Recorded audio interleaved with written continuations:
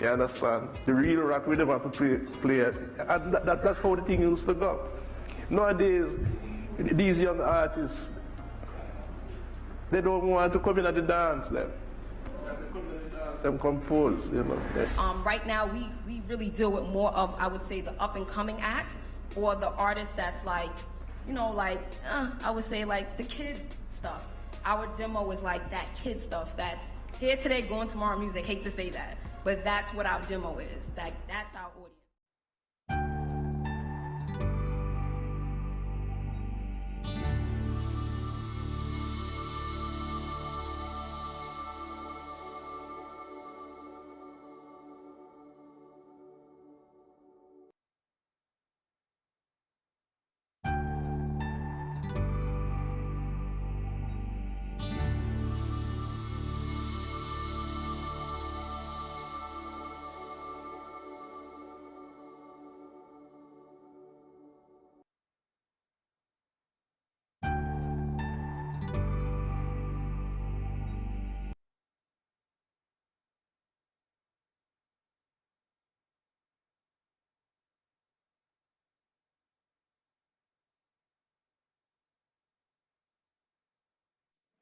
Thank you, Naomi.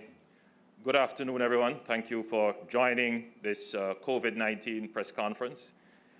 As you would be aware, the current disaster risk management order expires today. Let me start by giving an update on the current statistics and then go into the measures going forward. You will notice that I started off with my mask, and I cannot overemphasize, all Jamaicans should be wearing their mask. I will take my mask off only for the convenience of the press conference so that I can be heard clearly. Now, as posted earlier today, the report for yesterday showed that we had 446 positive cases out of 4,704 samples tested. The samples tested included all reported PCR tests and public and private antigen tests, meaning persons who would have taken these tests either in the public system or would have gone to a private service provider for the tests. However, for decision-making purposes, we use the corrected positivity rate, which includes all PCR tests and antigen tests done where the negative antigen tests have been confirmed as true negatives by the PCR test. Now, I know that sounds a little bit complicated. The CMO, I'm certain, will explain that, but it is important that that be placed in the public record. The corrected positivity rate using this metric is therefore 28.8%. It is concerning that 1,881 persons who contracted COVID-19 in Jamaica did so over the past 7 days.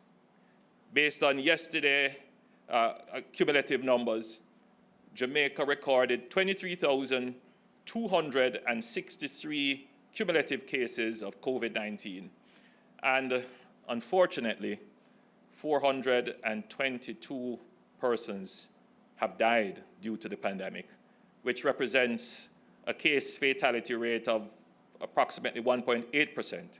This is compared with the global rate of about 2.2%. I offer my sincere condolences to all who have lost loved ones due to this terrible disease. We have had 13,410 persons who have recovered, and therefore our recovery rate is now 57.6%. The number of active cases, that is the number of persons who still have the virus, is 9,209. However, the most worrying statistic is the increase in hospitalization across the island. The strategy of the government has always been to protect lives and livelihoods. It is a delicate balance. We have utilized two triggers for action. One We act when we see an increase in numbers which tend towards an inflection point representing a spike. And we have never had to use this trigger, but we now have to use it, which is, for the first time, we're seeing the number of symptomatic persons requiring hospital care approximating the number of beds dedicated for COVID-19 treatment in our health system. This is a critical trigger. The Ministry of Health and Wellness will provide more details on what we have been doing to increase bed capacity, but that constraint, meaning space and human resources, those are binding constraints and cannot be increased in the short term. Like you, I am very much concerned when we see images of persons waiting with oxygen tanks in the hallways of hospital wards. It is not a good sight. It is important that we process these images because, unfortunately, too many of our brothers and sisters are beginning to take the COVID-19 pandemic for granted. Too many of them feel it is not a personal threat to them or their loved ones. This reminds us that the threat is real. Therefore, while we have managed to keep the case fatality rate below 2%, once the capacity of the health system becomes threatened, we could see a spike not only in the numbers infected, but also in those dying from the disease. This is therefore the critical fulcrum on which balance is maintained. And as it is now, we have to shift our policy efforts to ensuring that we can preserve every Jamaican's life. And that is the basis on which we come to you this afternoon. So, ladies and gentlemen, let me invite the CMO to come and give us some more details. But while she's making her way, you will recall in our previous press conferences, we would have pointed out what our reproductive rate was. The last statistic I've received tells me that our reproductive rate is 1.3, which means, and CMO, you will correct me quickly if I go off track, that means one Jamaican who is infected could potentially infect 1.3 other Jamaicans. You will understand that there is no 0.3 Jamaican, there is a full Jamaican. But from a statistical point of view, that is the rate at which the infection will spread. Measures such as the gathering rules limit how the spread can happen. So if you're in a group of 10, it is less likely that you will be as infective as if you're in a group of 20. So that is why we limit the rate. But I am not the health expert here, so I invite our hard-working CMO to come and give us some more details. CMO?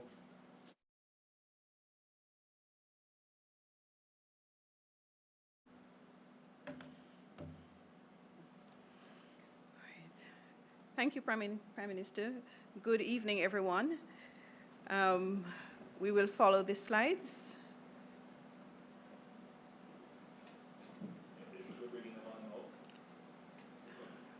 Okay. So this is the situation update for our country with respect to COVID. As of yesterday, the 27th, we have 23,263 confirmed cases and 422 deaths. You would notice on the slide, to the right of the slide, you would see the number of tests that were done. We have 131 positive antigen tests out of a total 3,610. And we have 315 positive PCR tests out of a total of 1,094. A total of 446 positive tests out of a total of 4,704 tests done yesterday. Next slide. The distribution of the cases, we have 422 deaths, and the distribution between male and female, where we have 190 deaths that are female and 232 male. Certainly an increase in the male population over the female, with a 2.2% positivity rate in males. Next slide. This gives us the age distribution of COVID-19 deaths, and we've put up this slide again to show the vulnerability of the older groups, where we can see clearly that it is over our 60 age group that we are having our largest case fatality rates, and certainly this is why this group is prioritized for vaccinations. Next. This gives us our epidemiological curve, and as you can see, that we would have, our case numbers would have started going up from early January and have continued to go up, and we are still increasing. We have not plateaued as yet, so even more important why it is that we need to have some restrictions in order to prevent the case numbers from going up further. This slide speaks about the reproductive rate, and here you can see that while it is that we are not at the highest number in terms of reproductive rate, we're actually at about 1.3 compared to in the past where we have had numbers at 2 over 2. We would see that because of the number of positive cases, certainly if you have 400 positive cases and you have a reproductive rate of 1.3, it means that we expect over 400 persons, almost 600 or so, to be infected by this set of 400 persons. So because of the larger number, it is even more significant where the numbers are concerned, even though the reproductive rate is at 1.3. Next slide.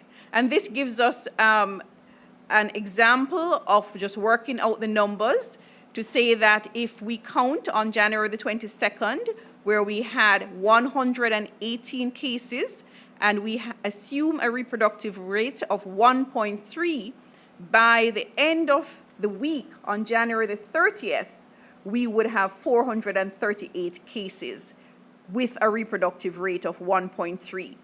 And in the table next to that, you can see that as the reproductive rate goes down, you see it going down from 1.3 to 0.7, that our numbers would be expected to go down. But certainly, even at a reproductive rate at 1, at this time, we would be expecting to see a large number of cases. Here we look at our epidemiological curve for each parish, and what we can see from this is that in all our parishes at this time, our numbers are in fact increasing. And this gives us an example, probably to be examined at a later time in more detail, of the reproductive rates per parish, where you can see that there is a range from 1 to 1.6 up to 2. In terms of confirmed COVID-19 cases and deaths, we will see that as the number of cases go up, which are in the blue blocks, then you will see that also our number of deaths, which had settled down and had come down before, are now also increasing, as well as our number of moderate, severe, critical cases that is in blue. In terms of our positivity rate, here we can see the positivity rate is demonstrated by the purple line. You can see that that positivity rate is going up. Over the last week, we've had a slight fall in the positivity rate with an overall 21% compared to 25% on the week before. But it's too early to say that there's a trend down in the positivity rate, and so we will continue to monitor this. Important to note, you will see that positivity rate of 11.6%, which represents the overall number of positives compared to the total number of antigen and PCR tests done. As the Prime Minister had started to explain, we use a corrected positivity rate because of the type of persons that are doing antigen testing in the private setting, which are mostly travelers, mostly asymptomatic persons, the pickup rate for the positives are a bit lower than we would expect.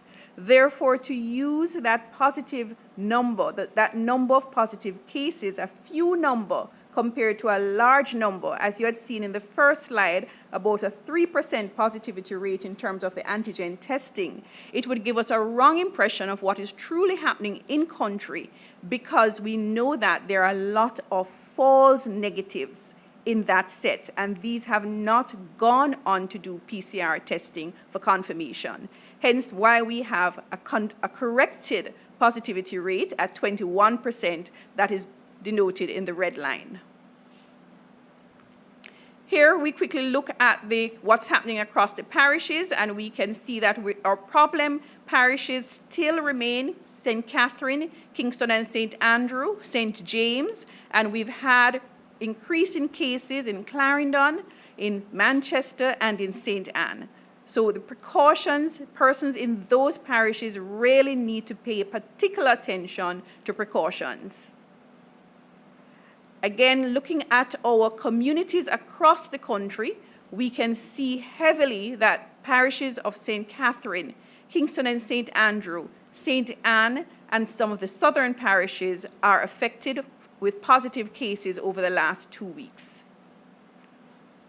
In terms of hospital utilization, and this is where, as a country, we are really feeling the pressure now in terms of the number of cases. When we look at the number of cases that are occupying our beds, we can see in the top graph that that number is going up. Now, we would have seen that at each upward bend in that curve, this would have followed an increase in the positivity rate. So every time we have an increase in the positivity rate, we have an increase in the number of cases being hospitalized. And I just want to emphasize that it is not necessarily an increase in the number of cases that are tested. It is really the number of positive persons, the percentage of positive persons that is really the hospitalizations are tracking. When we look at the percentage of beds that are occupied, the red line in the top graph is 100%. And you can see here that the number of hospitalizations, the percentage of beds that are occupied, are now almost at times passing 100% of the beds that are dedicated for COVID-19. This graph shows us that the number of admissions per week has been increasing. So it is not just a matter of that we have patients that are long stayers on the beds, that are occupying the beds, that are causing us to almost be at 100% positivity rate. The fact is that since December, we have seen where we had an average daily admission of about 20 to 25. Now we have a daily admission rate for COVID, suspected or confirmed cases, of between 45 to 50. So the admissions per day are in fact increasing. So this gives us a picture across the country what our hospital occupancy looks like as a result of this increase in cases. And here we can see that certainly the western region and the southern region, in terms of general occupancy rate, the Falmouth Hospital, Maypen Hospital, Black River Hospital, and Lioneltown Hospital are certainly in the alert zone in terms of the general occupancy. And in terms of isolation capacity, we have several more hospitals across each region. In the western region, Cornwall Regional, Noel Holmes, Savlamar. In the northeast region, Port Maria, St. Anne's Bay, and Notta Bay. In the southern region, Mandeville Regional, Maypen Hospital. In the southeast, Spanish Town, KPH, Princess Margaret, and National Chest, that are all above the alert zone in terms of our isolation capacity. So in summary, what we are definitely seeing is an increase in the number of cases noted from the epi curve. We are noticing an increasing positivity rate. We are noticing an increasing hospitalizations from general occupancy, isolation capacity, and our admissions rate. And this translates from more exposure in our communities, more persons who are symptomatic and therefore a need to decrease the movement in our communities at this time. Thank you.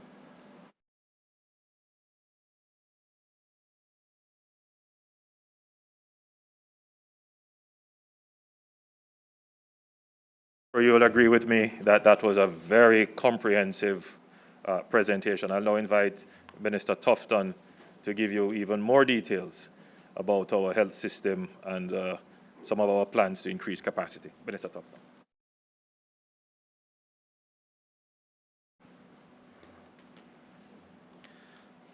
Thank you very much, Prime Minister.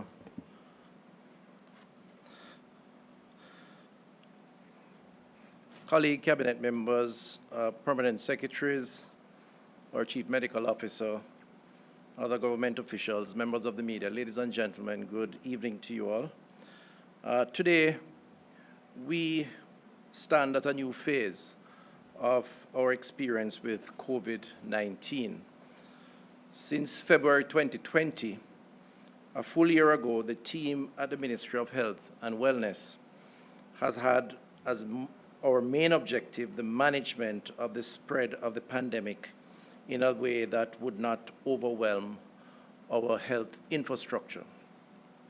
Over the year, we have seen and heard of the devastating impact that COVID-19 has had on other jurisdictions and in other countries, in many cases, countries that are far advanced and more resourced than us. We understand or understood at the very beginning that this battle was going to be long and that we would be required to employ all the tools within the public health system to respond. To date, we have had significant successes in the management of the pandemic. This has not been without, of course, the full cooperation of the Jamaican citizens. On behalf of the health team, as indeed on behalf of the government, I would like to thank the Jamaican people for their support to the team as they battle the pandemic in the field over the past year. Many of you have sacrificed many of your freedoms, leisure activities, and financial resources to ensure that you protect not only yourselves, but your families, your neighbors, and by extension, the country. And we in public health appreciates this partnership, and certainly in this time of an increasing challenge associated with COVID-19, we urge you to continue that partnership. To this point, the public health system has moved our strategic interventions through the 5 stages of the pandemic, and we spoke about those 5 stages in the early when we started off. At the beginning, we closed our borders and quarantined persons coming into the island. When we had our first case, we had the full participation of the Jamaican public in closing of schools and reducing movement within the society to slow the spread of the virus. Remember the quarantining of communities like Bulbe in St. Andrew and Cornpeace in Clarendon. We remember the quarantine of St. Catherine and the restriction placed on individual households as we sought to delay our transition to community spread. These sacrifices allowed us to protect livelihoods and prevent the spread of the disease. But more importantly, they were done in full collaboration with all stakeholders within the Jamaican society. The increase in the number of COVID-19 cases in the country remains a cause for concern, and an increasing cause for concern based on what the Honorable Prime Minister said earlier, and this is the report of the CMO. The increase means more active cases requiring management by the health team. A portion of these active cases would require monitoring in hospitals, and so a rise in the hospitalization of COVID-19 patients have become our reality. As of today, we are realizing a hospitalization rate of some 7%. That is of the total number of persons who are tested positive for COVID-19. Approximately 7% of those are serious enough to require hospitalization. We now average some 48 admissions per day across all our hospitals. Based on the epidemiological data, we're averaging an infection rate, or R0 rate, as said earlier, of 1.3, which means that every person infected with COVID-19 will infect approximately 1.3 others. If this rate is not reduced, we will continue to see a rise in infections, which will ultimately lead to an increase in the number of persons that are hospitalized. Now we're at a new stage of the fight, and again, the public health team is required to collaborate with all stakeholders to achieve the clear objective of preventing the overwhelming of our hospital infrastructure. As at February 26, 2021, all beds that are currently dedicated to COVID-19 isolation are full. Accordingly, the ministry is now implementing its surge plan that has been developed to respond to the increased levels of hospitalization. In implementing the plan, the following actions are being taken. St. Joseph's COVID-19 ward at St. Joseph's Hospital, this is a 36-bed facility, is now in operation with an occupancy of approximately 8 persons. As the weeks move on, we will admit more patients to this ward based, of course, on the infection rate. Falmouth Hospital COVID-19 ward, this 36-bed facility is now fully equipped and will begin to admit patients on Thursday, March 2nd, 2021. While the building is complete, the appropriate infection prevention and control measures must be completed before the building is safe, especially for patients with severe acute respiratory illness. So that will be opened later on this week. Field Hospital, we have moved the field hospital that had been generously donated by the United States government. This hospital is now to be housed at the Spanish Town Hospital grounds, where the 40 beds will be used to support patients in that facility who are suffering from COVID-19. And at the University Hospital of the West Indies, there's some conversion taking place from regular wards to COVID wards. The management of the UHWI has now completed the conversion of an additional ward for the admission of COVID patients, numbering some 24 beds. In terms of overflow wards, or a partnership, public-private sector partnership with the Andrews Memorial Hospital, we want to express our thanks to that institution for the 15-bed non-COVID facility that is established at that location, which will take some of the pressures off the regular hospital system in the corporate area so that we can dedicate more time to COVID support should we need it. Now, the hard infrastructure is but one of the critical elements to address the challenge. The other very big component is our human resources, our personnel, our health team. Beds are not the only response in this surge plan, therefore, so we have increased hiring of staff in the Southeast Regional Health Authority and the Western Regional Health Authority, which have the main Type A hospitals. In the Western Regional Health Authority, which consists of St. James, Trelawney, Hanover, and Westmoreland, 18 additional temporary doctors have been approved, with 6 receiving contracts to start tomorrow morning. 42 nurses, assistant nurses, and patient care assistants are being hired, with some 14 being interviewed tomorrow, Monday, March 1st. In the Southeast Regional Health Authority, that consists of Kingston, St. Andrew, St. Thomas, and St. Catherine, 43 additional temporary doctors have been approved, with 4 receiving contracts to start tomorrow, and 236 nurses, assistant nurses, and patient care assistants are being hired, with contracts being finalized for deployment within the next 2 weeks. I pause here from my script to also highlight a challenge that we face, a real challenge, which is the mass recruitment of our public health team.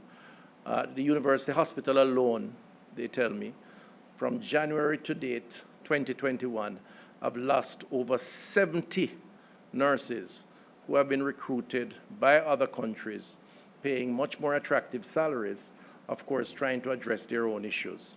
And so that is adding to the pressures in the system and contributing to the lack of personnel to deal with the challenges that we face. I want to turn now quickly and finally in this section to therapeutics. The average length of stay for COVID-19 patients in hospital is now 14 days. And with a 7% hospitalization, if you do the math, you realize that we have to keep adding beds unless we cauterize the problem. This is 3.5 times the average length of stay for other patients who average about 4 days or so in hospital. With this reality, the throughput of a COVID-19 bed is far less and therefore results in an aggregation of admission in hospitals that exacerbates the need for beds. As such, investment in the clinical management of patients to ensure their safe recovery in a shorter period of time is absolutely essential. So the Ministry of Health and Wellness has a responsibility, however, to ensure that recommendations given from a policy level regarding medicines and therapeutics ensure that medicines with proven safety, effectiveness, and efficacy are available to the population. The use of unproven drugs can lead to a waste of resources, harmful effects, and can also reduce the availability of the drug for its recommended use. On review of the data concerning ivermectin, we conclude that further studies are needed to guide recommendations for use at a policy level. The data available for the use of ivermectin in COVID-19 has been extensively reviewed by the National Institute of Health in the United States and the U.S. Food and Drug Administration, the FDA, and has concluded that there is not enough evidence to recommend for or against, that's for or against, in the COVID-19 response. The WHO and PAHO has also indicated that more clinical studies are needed as it relates to the use of this particular drug. The drug used as labeled as an antiparasitic and not for COVID-19 has been found to be safe. So it's a safe drug, but it is prescribed for or as an antiparasitic, not prescribed for COVID-19. We know that there is mounting pressure both locally and internationally from medical professionals as well as other private sector organizations for national regulatory authorities to provide approval for use in COVID-19 as a policy directive.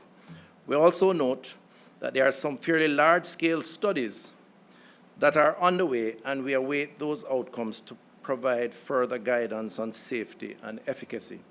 The Ministry of Health and Wellness has spent considerable time, the team, reviewing the information, and have also concluded that more information is needed to recommend for or against the drug for use in COVID-19. We recognize, however, that in patient-doctor relationships, some doctors and their patients are using the medication for treatment of COVID-19 based on the available information. This is ideally done in the framework of a clinical study. In these situations, there should be discussion and agreement between patient and doctor and appropriate documentation and follow-up. Ivermectin is currently recommended by the manufacturer for human and animal use as an antiparasitic medication. There has been previously no demand for human use in Jamaica, and no preparation for human use is presently registered in the country. Animal preparation are not to be used in humans. There has been no application for registration of the drug by any distributor, and the ministry will expedite registration of the drug for its labeled use as an antiparasitic once we receive an application. Where doctors choose to prescribe for patients, we urge that the following is observed. Firstly, that it is known that there is insufficient evidence to establish safety in pregnancy. Safety in children has not been established. No pediatric data to support use for COVID-19 in children. And finally, effective and safe dose for COVID-19 treatment has not been established through the well-designed studies that have been done to date. And this is where I'll stop for the time being. Thank you.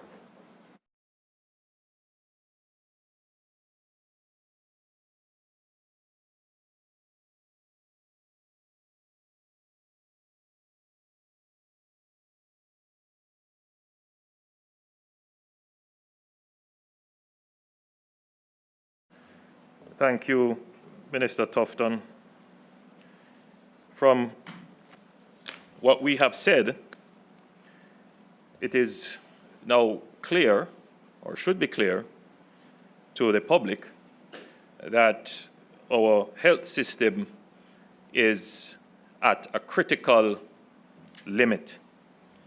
We are trying to increase the capacity of the health system. Minister Tufton just told you about the new beds that we are putting in.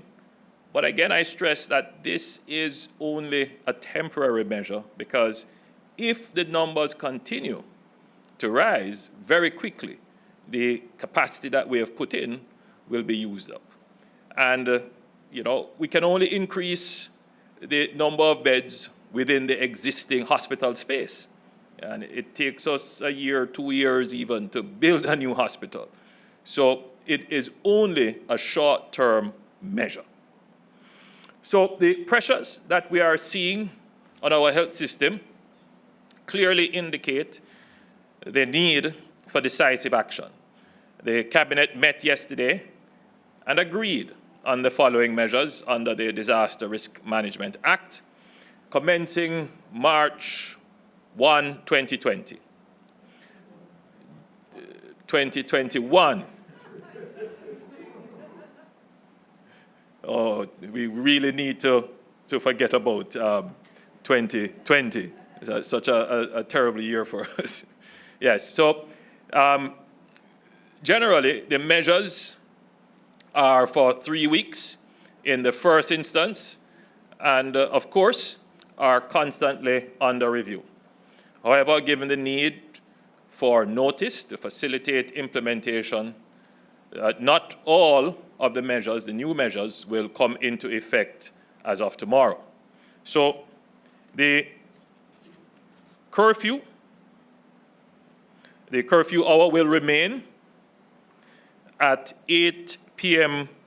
nightly to 5 a.m. the following morning until March 23rd, 2021 at 5 a.m.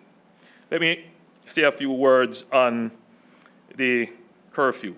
I've heard the common logic being expressed that the use of the curfew suggests that COVID only infects at night. As I said, it is a common logic, but it is not common sense. The truth of the matter is that we are trying to control movement on one hand, and on the other hand, we are trying to keep production going as much as possible. Where we have the most production taking place, obviously, would be in the day. Working hours, usually 9 to 5. If you look at our energy consumption, significant energy consumption is in the daytime. Most workplaces and businesses operate in the daytime. So you would want to sparingly use any measure that controls movement during that period of time. Instead, you would use other measures, such as institutional measures, how businesses can operate, and we use situational measures, wearing your mask, social distancing. But in the night, when the general production activities are less, that is when you would seek now to apply your movement measures, mainly your curfew. I just thought I would deal with that very appealing logic, which is not very logical when placed in the context of trying to ensure that we keep our production going and at the same time control spread. Now, in doing that kind of balancing act, controlling spread and keeping production, we recognize that for businesses that operate or normally operate and continue to operate during hours that we now classify as curfew hours, for example, the quick service industry, the restaurant industry. And I'm very careful here to note that when I speak of the restaurant industry, I'm not talking about the big brand name stores alone, but the big brand name Pan Chicken Man on Red Hills Road or in Ligani or wherever else that there may be.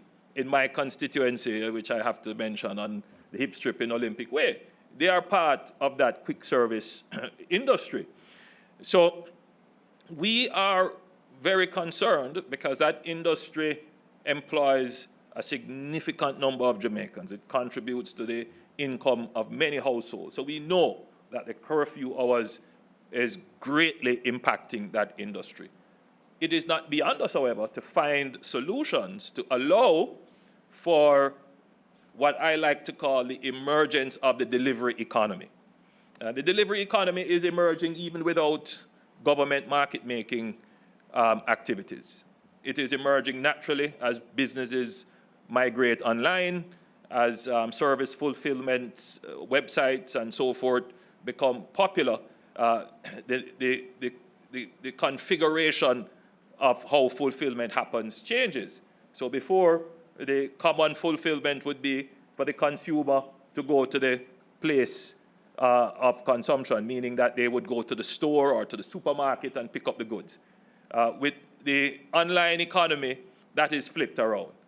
What happens is you stay at home, you place your order, and it gets delivered to you. Of course, that is the business model for Amazon and many other big businesses that operate within that space. Right here in Jamaica, that is happening, and we see that delivery economy emerging. So the question for the government is, how do we facilitate delivery during the curfew hours? Many issues that would have to be resolved. The question of equity. Is it only the big stores that would be able to do this? How do we facilitate, as I said before, the Pan Chicken Man on Olympic Way or on Red Hills or wherever else that they may be selling? How do they get facilitated? So we're studying that now in detail. We have asked the Private Sector Association of Jamaica, Private Sector Organization of Jamaica rather, to assist.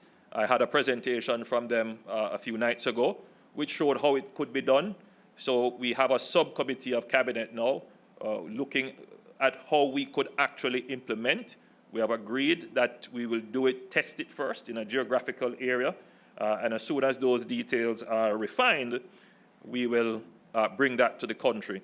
So we would still maintain the curfews as they are needed, but we would find a way through the delivery economy to ensure that production can still happen, business can still happen during the curfew hours.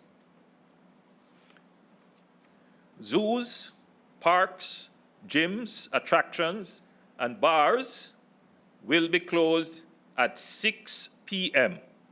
And this will continue in effect until the 22nd of March 2021. And I don't need to explain why we have to do this. This is another measure which is both an institutional measure and it is also a measure of controlling movement.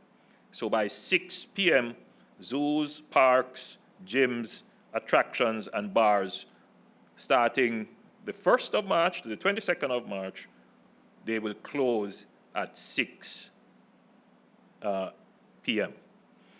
I've received many complaints of persons pointing out that there are certain enterprises, certain entities who continue to operate even after the curfew hours. We see long lines of motor vehicles parked up. We see these places crowded, persons not maintaining social distancing, and definitely they will tell you they can't eat and wear the mask, and they certainly can't drink at the bar and wear the mask. I am going to be explicitly clear. Commissioner of Police is here, and we have said to the police that there must be strict enforcement of this 6 p.m. Closing time. Minister Williams is here with us. Minister Williams, you may want to join me and say a few words about schools. Only students who will sit examinations. And let me be clear now, only students who will be sitting exit examinations, meaning for the primary level would be the PEP, and for the high school level would be CSEC and CAPE. So only those students would be permitted to have face-to-face instruction, and this will be the case from the 1st of March until the 22nd of March. Now, just to be clear on this, if the school is not giving face-to-face instruction, then that's fine. But if the school believes that they can put in place all the measures to have it, then it would be permitted. Is that the case, Minister? You want to come and explain it?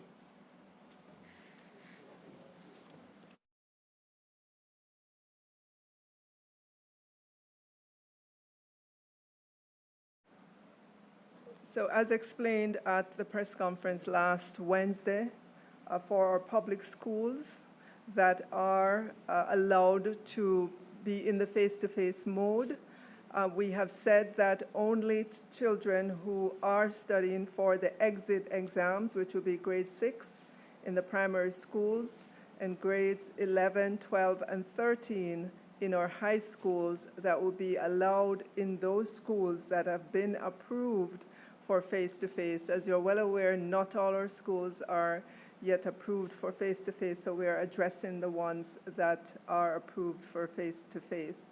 I'm sure the Prime Minister will talk about private schools, because as you know, private schools, the rules under the Disaster Risk Management Act applies to those schools and not necessarily the directive that comes from the Ministry of Education, Youth and Information. So again, it's our students who are doing the exit exams in grade 6 in our primary schools, and in the high schools, grade 11, 12, and 13, for those schools that are approved for face-to-face. Thank you, Prime Minister.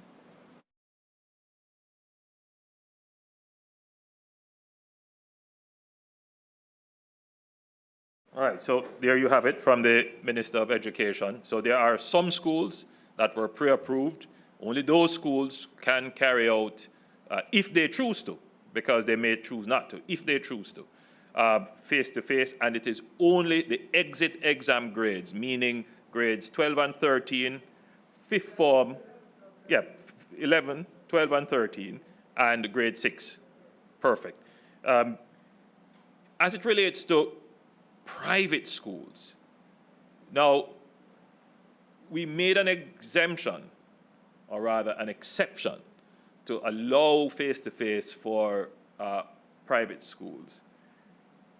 Because of this stage that we are now and the threat that we face, the same rules that we are applying to the public schools will be applied to the private schools. So now, for private schools, the only face-to-face that they are permitted to have would be if they're doing grades 11, fifth form, or sixth form, 12 and 13, and if they are doing grade 6, which would be PEP. Those would be the only face-to-face interaction that would be allowed. Otherwise, the entire education system, public or private, should move to online or other modalities. I hope that that is clear. And this would be from the 1st to the 22nd of March. Now, in the early days of the pandemic, and I'm using terms as if the pandemic has been around for more than a year, but early last year, we instituted a measure which was work from home. The measure in the current orders encourages firms to make it possible for their employees rather, to work from home where possible, where convenient. We are changing that order now. Starting Thursday, March 4, 2021, there must be a work from home arrangement in the public sector. And the permanent secretaries are directed to have only persons who work in critical service delivery and where the nature of the work performed requires that the job functions be performed at the physical office location. This means that for the public sector, meaning ministries, departments, and agencies, there is now a hard work from home rule. The rule will be determined by the permanent secretaries. The permanent secretaries are to determine what are critical mission services, in other words, services that are needed to keep the agencies, the ministries functioning. Those are permitted to work from work, but everybody else should be working from home. And this will take effect on Thursday, the 4th of March. So this would give us 3 days to make preparations for this work from home order.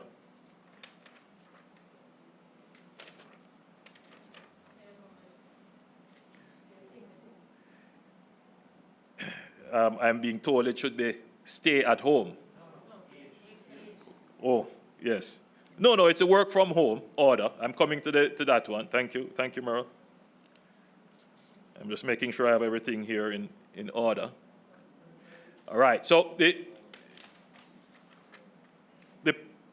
private sector is encouraged to arrange their affairs in such a way as to facilitate their staff working from home. So we are not placing a hard and fast rule on the private sector, but we are expecting that they will follow suit and make their arrangements to allow their staff to work from home where it is possible and convenient.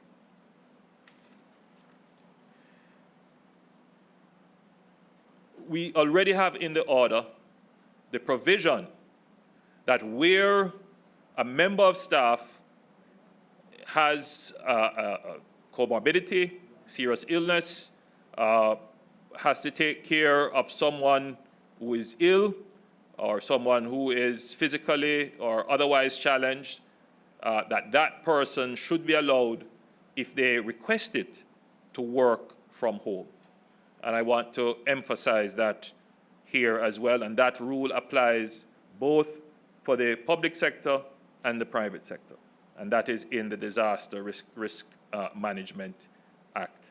So I just want to go over once more so that we're clear on the work from home. There is a strict work from home rule for the public sector. This means that the permanent secretaries and the other executives of agencies and departments will be looking at their business processes. They will be determining what is mission critical and what can only be done in a physical sense, in presence at work, and those persons will be permitted to come to work. Everyone else must work from home from the 4th to the 22nd, or until we give other such directions.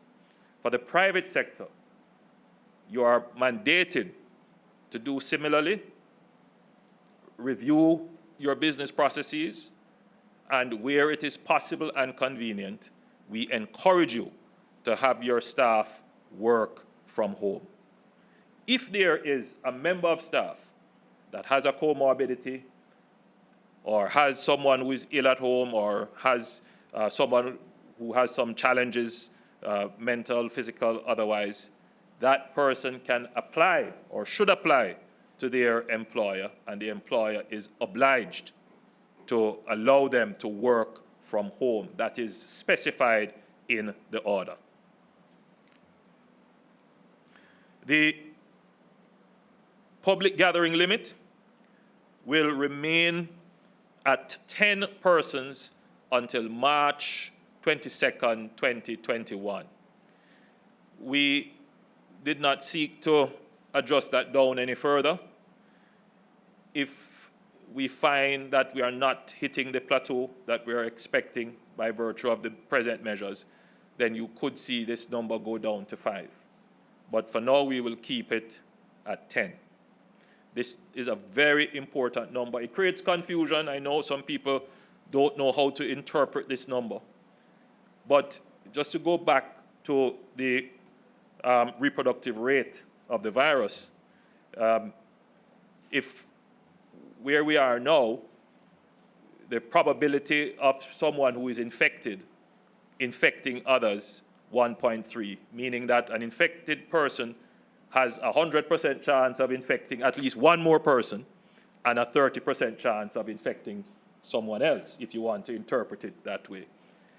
If that infected person is in a large crowd, then the probability of him infecting more persons is greater. If you reduce the size of gatherings, then you reduce the probability of infection. So what that tells you as a citizen moving about with such a high rate of infection is that you really should try to avoid close contact with persons. If you have to go out on the buses, in the market, walking on the road, try to avoid a crowd. If you are going anywhere and you see more than 10 persons, as I like to say, take away yourself. Move away. All right? You don't have to feel as if you are insulting anyone if you said, don't stand so close to me. These are the measures that we will have to take to protect ourselves and bring down the numbers. So we are now well, it's not a recommendation, it is in the order. No gathering more than 10. Now, as it relates to that, public sector entities are directed now that social events, and I like to keep the handing over ceremonies and the launches and the groundbreaking because this government has done so many projects. But unfortunately, all of that will have to be on hold for the next 3 weeks. So the entire public sector, ministries, departments, and agencies, statutory bodies, the like, are directed no social events, no ceremonies, unless they are virtual. That means that they are being done online, and we don't have a gathering to do it online. So permanent secretaries, heads of departments, the executives, they will ensure that this is done. Early in the day, we placed a measure when we started the controlled re-entry of non-Jamaicans into the island, where we required testing, pre-testing. At that time, we also contemplated testing for Jamaicans. We studied it very carefully, and we thought that based upon everything, the legal considerations, the stress it would place on our traveling population, that we would not require them to test. We had great faith that our Jamaicans coming home would have this very high sense of patriotism and understand that the pressures that our system would be under if they were to behave in deviant ways from what we recommend as socially responsible in the pandemic. It has not always been the case that our traveling Jamaicans do this, certainly in the maintenance of the quarantine. And it is having an impact on the numbers. Given this weight of consideration and where we are, where it is now a threat to lives, because that's what has happened with this new spike, which is causing an increase in the number of beds to be occupied. It is now a threat to life. It can increase our case fatality rate. We think it is now justified in these circumstances to require Jamaicans coming home to present a negative COVID-19 test, which was conducted within 72 hours prior to the travel date at the check-in for their flights. This applies not just to Jamaicans. Remember, it was applicable to non-Jamaicans before, to some non-Jamaicans traveling. Now, everyone coming into Jamaica. I want to be clear on that. Everyone coming into Jamaica must present a negative COVID-19 test, which was conducted within 72 hours prior to the date of travel. And they must present this at check-in. You will hear more about this as the order is made public. In addition, business travelers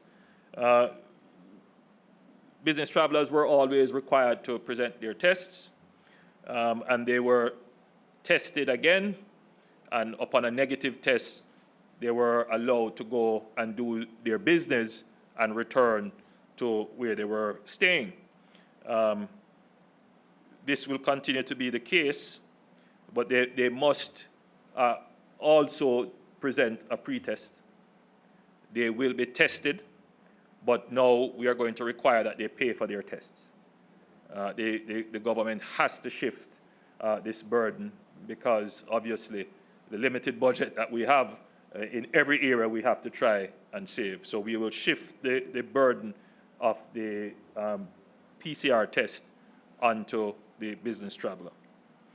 UK flights, we continue to restrict flights coming directly from the UK, and this will continue until the 22nd of March 2021. Now I want to enter upon an area that I know is extremely sensitive.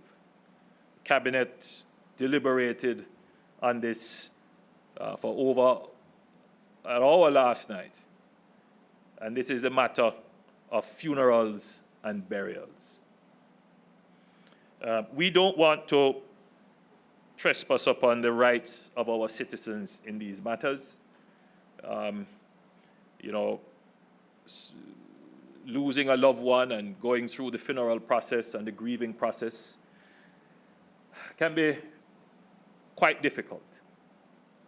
But we also have to balance the lives, the safety of those who are living among us.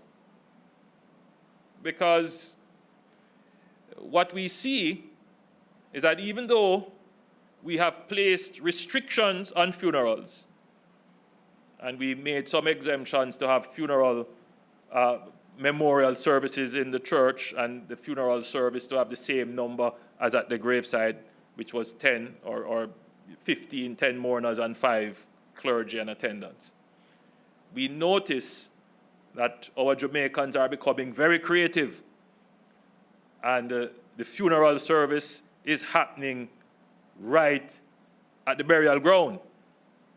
I have seen, and many of you would have seen the videos circulating of massive funerals still taking place.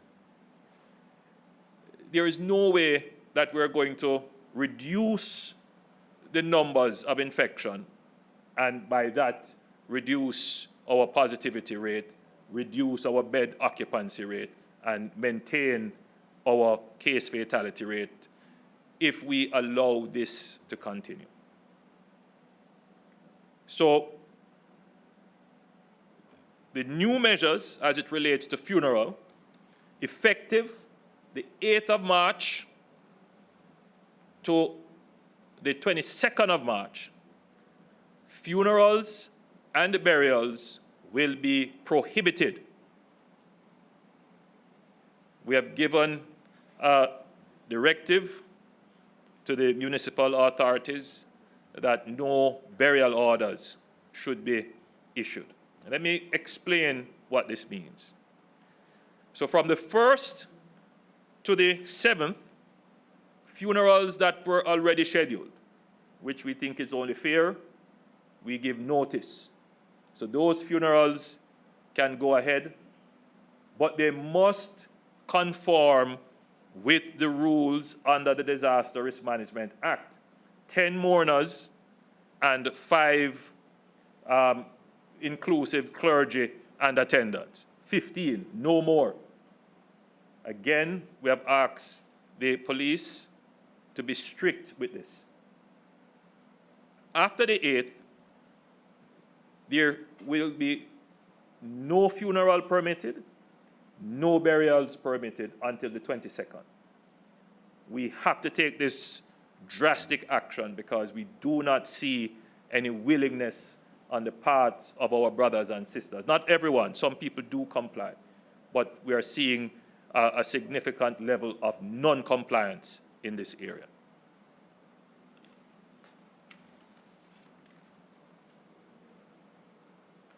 In terms of worship services, we have not yet had an opportunity to meet with the churches. We have communicated through messages and telephone calls. I will be meeting with the church. Hopefully we can do it next week, early next week.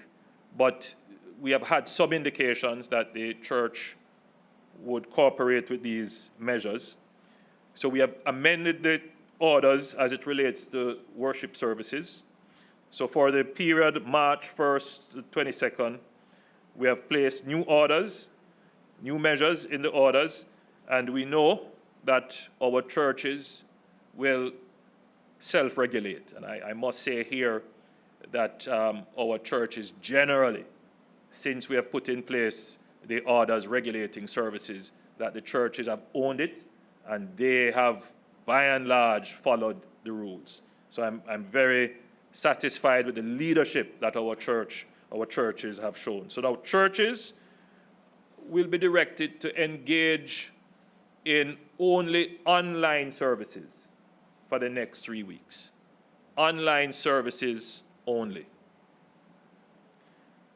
Except that we will permit 10 members to be within the church space to deliver the ceremony and do the necessary management of the communication equipment and so forth. So we will permit 10 members in the church to conduct the actual ceremony, but the ceremony must be televised, carried online. Weddings.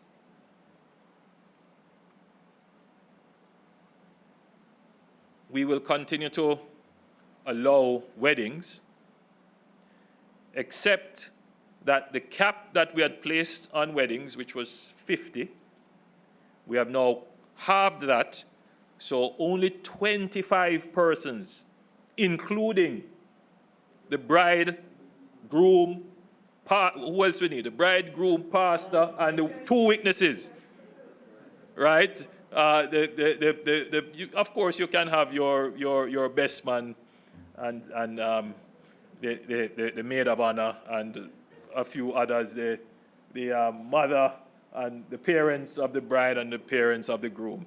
25 is good enough. I mean, I'm sorry to do this, but we have to do it. So I really hope that we have not disrupted anyone's wedding plans, but for the next 3 weeks, this is what we will have to do, and this is now in the order. Public beaches, which are not under the direct control and management of an entity or authority, and these beaches, whether they're licensed under the Beach Control Authority or not, and rivers are closed until March 22nd, 2021. So I know We have seen a resurgence of persons going to the beaches. There's all kinds of talk about you can't catch COVID in the seawater and all kinds of things, but you certainly can catch it when you all get back into the cars to go home. Right? So we have to take this measure, and again, this will be strictly enforced. Minister Mackenzie will have his team going around to ensure that there are no breaches. So these are the set of measures that we have put in place. And I must again emphasize that these measures will work. There's no question that they will work. However, these measures are costly. We are now about to deliver our budget. Well, we have tabled the budget. We will be going through the process. And we are seeing the impact of the pandemic on the economy, certainly in terms of the cost of the health mobilization that we have to do, but on the production and commerce that we have had to forego because of these measures. So we have a trade-off on the kinds of measures that we can use. We know that if we use movement control measures, those have the most deleterious impact on our commerce, on our economy. And when I'm talking about economy, it's not just the big company. It's Pam's Bar on Olympic Way. It's the little grocery shop in West Kingston. It's the fruit stall vendor in Papine. How can we manage the pandemic without destroying the economy? We can do this if every citizen acts responsibly. In preparing my presentation, I tried to craft the narrative in a way that people can understand. Some people, they have reached a point in the pandemic where they just want to live. Tired of COVID now. I want to go out and enjoy myself. I want to still go to my parties. I just want to live. And there are others who are saying, well, you know what, I don't want to die, so I'm going to stay home. So we have these two diverging views in the society. My job is to balance it. I still want you to be able to enjoy yourself, to go to the beach, to have a drink and so forth, and to work and produce. But I also have a duty to protect that person over 60 who has a comorbidity. That your action in going to that party, that illegal party last night, and we all see the videos of them circulating, that illegal party, nothing is going to happen to you. You are young and fit. But when you leave that party and you go and mix now with that vulnerable person, you put their life at risk. So where we are now in the pandemic is that it's not now just livelihoods at risk. We are now at the point where lives are genuinely going to be at risk if we are not able to provide them with treatment in the hospital. I have received the calls, Somebody wants to get into the hospital just 2 weeks ago at the university hospital. I had to call Minister Tufton, and Minister Tufton said to me, "Boy, Prime Minister, the hospital full." It's the reality. So I'm asking my brothers and sisters, my grandmothers and grandfathers, my aunts and uncles, my friends, that we have to take greater responsibility for our actions in the management of the pandemic. The government has to act in these ways, but these ways also kill the economy. If you act responsibly, then we will use these measures less. I want to turn now to vaccines. Much has been said about our management of the process.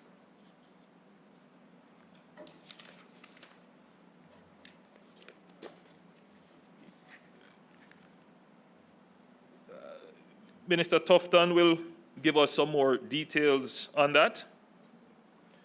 But I just want to first of all say my heartfelt appreciation and thanks to Prime Minister Modi and the people of India for considering Jamaica as one of the countries that would receive a donation of 50,000 units of the 50,000 doses of the vaccine, and that should be arriving in Jamaica in short order. The conversation around the vaccine, I found it to be quite disappointing and indeed quite shameful too, because the people who are commenting and leading the narrative would well know that governments cannot negotiate bilaterally, multilaterally, and even commercially in public.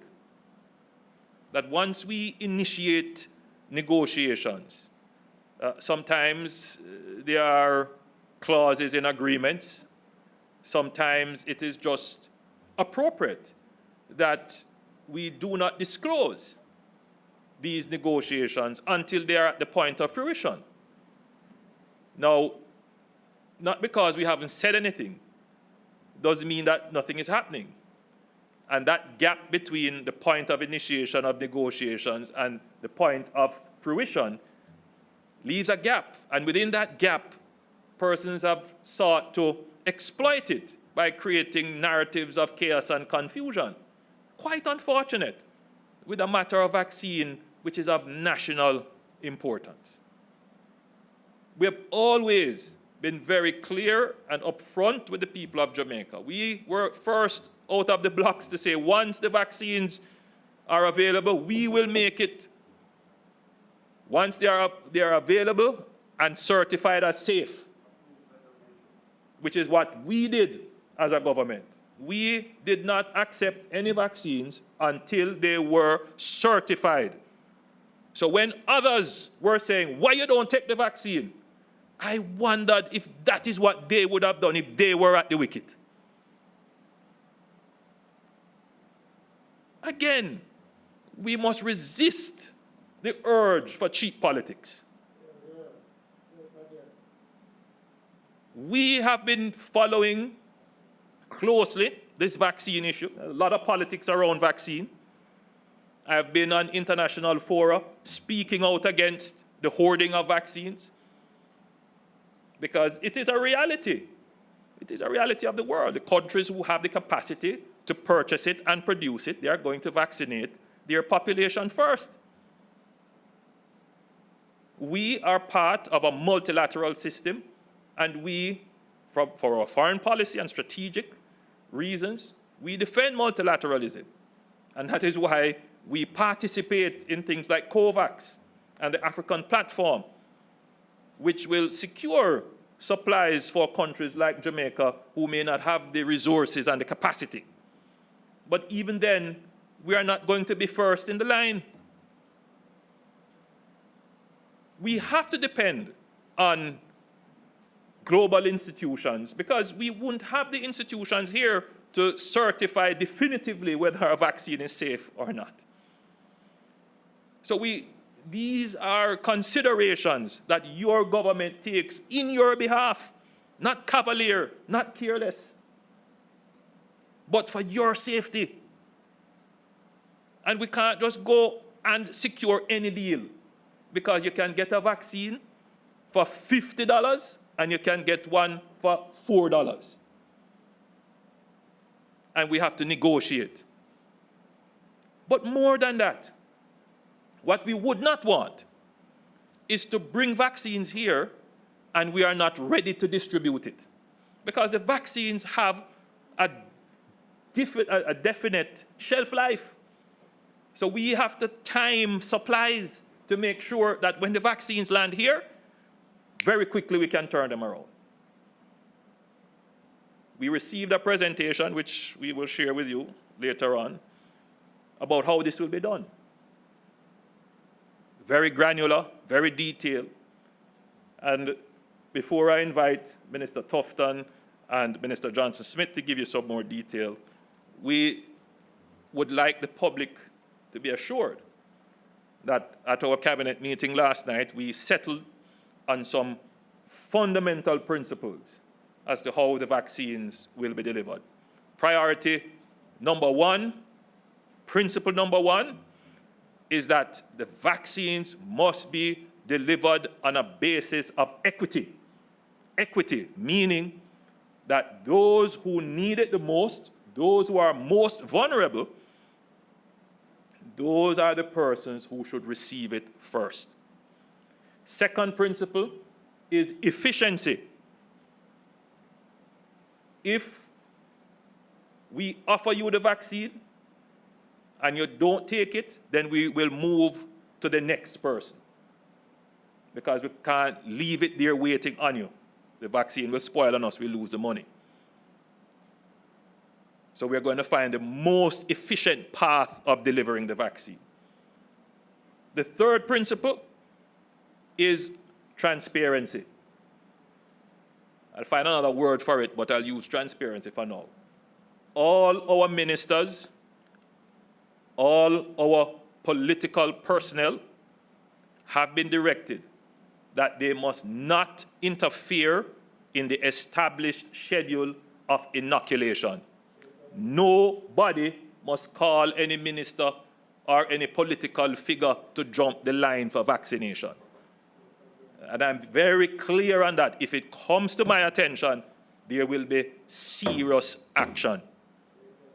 The public must be assured that there is no favoritism in vaccination. So once the minister and his team, meaning the permanent secretary, the CMO, and the other hard-working officials of the Ministry of Health, determine what that vaccination schedule and priority is, then nobody must pick up the phone and say, P.S., put it my friend now, or I know this lady.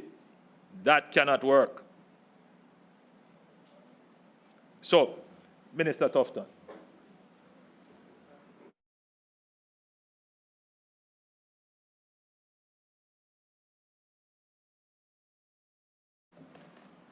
Thank you very much, Prime Minister, for that very passionate delivery. We in public health appreciate that level of decisiveness and clarity in terms of the approach, and we would have it no other way, and we really thank you for your leadership. So, as it relates to vaccines, based on our instructions from the Cabinet, and Prime Minister did say we met last evening for quite a while, well, from the day into the night, the Ministry of Health and Wellness, in collaboration with the Ministry of Foreign Affairs and Foreign Trade, my colleague Minister Johnson-Smith, are the sort of leads on securing vaccines through various discussions, negotiations, bilateral and otherwise. I wish to thank again, as the Prime Minister said, the people of the government and people of India for their donation of 50,000 vaccines, something that has been in the works for some time, but the most significant clarity brought to bear on it with the announcement by the High Commissioner this past week. This shipment is expected to land in Jamaica on or before Thursday of this week. I wish also to announce the provision of an additional arrival, some 14,400 doses of AstraZeneca vaccine that will be delivered to the island on or before March 11th, and this is part of the COVAX arrangement. This supply represents the first installment of a total allocation of some 124,800 doses of vaccine under the COVAX arrangement in the first instance. Remember now we had said that we would get up to 900,000 for supplies at a 2-dose per person, approximately 450,000 individuals. So in the first instance, we're to get 124,800. We will get a small amount of that, but nevertheless, we appreciate on or before the 11th of March, some 14,400. That has been signed off on, all the arrangements made. It's just the logistics now of moving that from Europe. It's in, where in Europe? Amsterdam? Amsterdam to Jamaica. The other allocations in that first batch we expect between now and May this year, 2021. We can now confirm that the allocation under the African Medical Supply Platform, another avenue that we've been working on and involving CARICOM, has been approved for a total of some 1.8 million doses of vaccines to be supplied to Jamaica starting in April, which is, of course, next month, April 2021. So that's another stream. As stated in previous press conferences, the mandate is to identify and source some 3.5 million doses of vaccines by March 2021 to apply to approximately 65% of the Jamaican population. Before I ask Minister Johnson-Smith to come to elaborate on some of those discussions, because we do discern that the public has been asking, and to the extent that we can provide greater clarity, she, I'm sure, will do so. I just want to take the opportunity again to ask Jamaicans to prepare themselves for the vaccines that are going to be available in order, according to the Prime Minister, the priorities that are contained within the plan, the vaccine plan, which was tabled in the Parliament. So this plan speaks to who will get vaccinated first: healthcare workers, government officials, and government officials meaning government opposition, councillors, local municipal cooperation, the elderly, 60 years and over, the Jamaica Defence Force, the Jamaica Constabulary Force, the Jamaica Fire Brigade, Passport, Immigration, and Citizenship Agency, and persons who work in early childhood, primary, and secondary education institutions. So that's the first set of priority lists or individuals. This group represents a population of approximately 450,000 individuals who will need to take 2 doses of vaccines. Based on surveys among this population, work that we have been doing, on average, up to 40%, between 35 and 40% of persons have indicated their willingness to take the vaccines. 25 to 30% are unsure, are awaiting more information, and 25 to 30% have stated that they will not take the vaccine. Our target is some 65% of that group, and based on the information that we have, again, it's further justification for what we've been saying all along, that there's still a lot of work to be done to get Jamaicans to appreciate the value of the vaccine and them taking the vaccine. We have been criticized for marketing and PR, and sometimes I think not justifiably so. But the fact that we have the vaccines doesn't necessarily mean that persons will take it.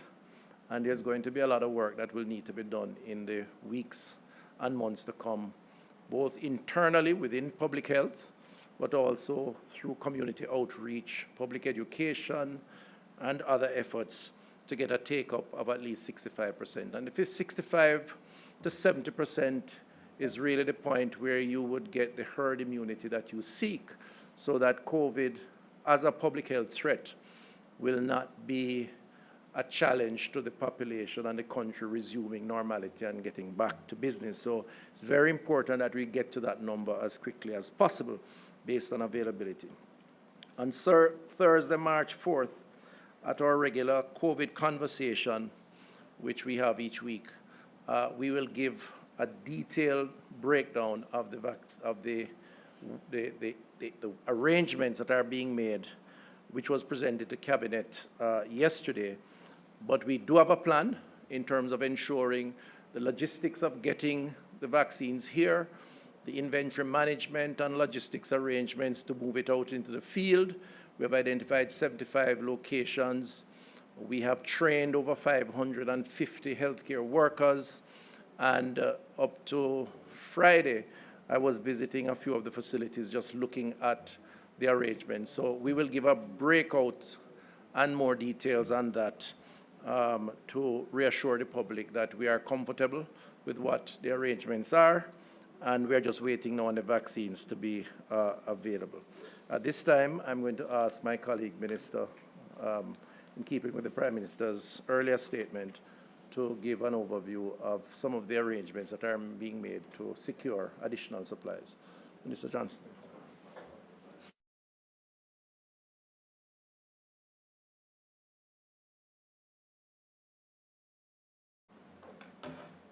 Thank you, Minister Tufton, and thank you, Prime Minister. The Ministry of Foreign Affairs and Foreign Trade continues to work closely with the Ministry of Health and Wellness and its agencies, including, in particular, the National Health Fund, on what is clearly one of the key focuses of the government at this point in time, the procurement of safe and tested vaccines.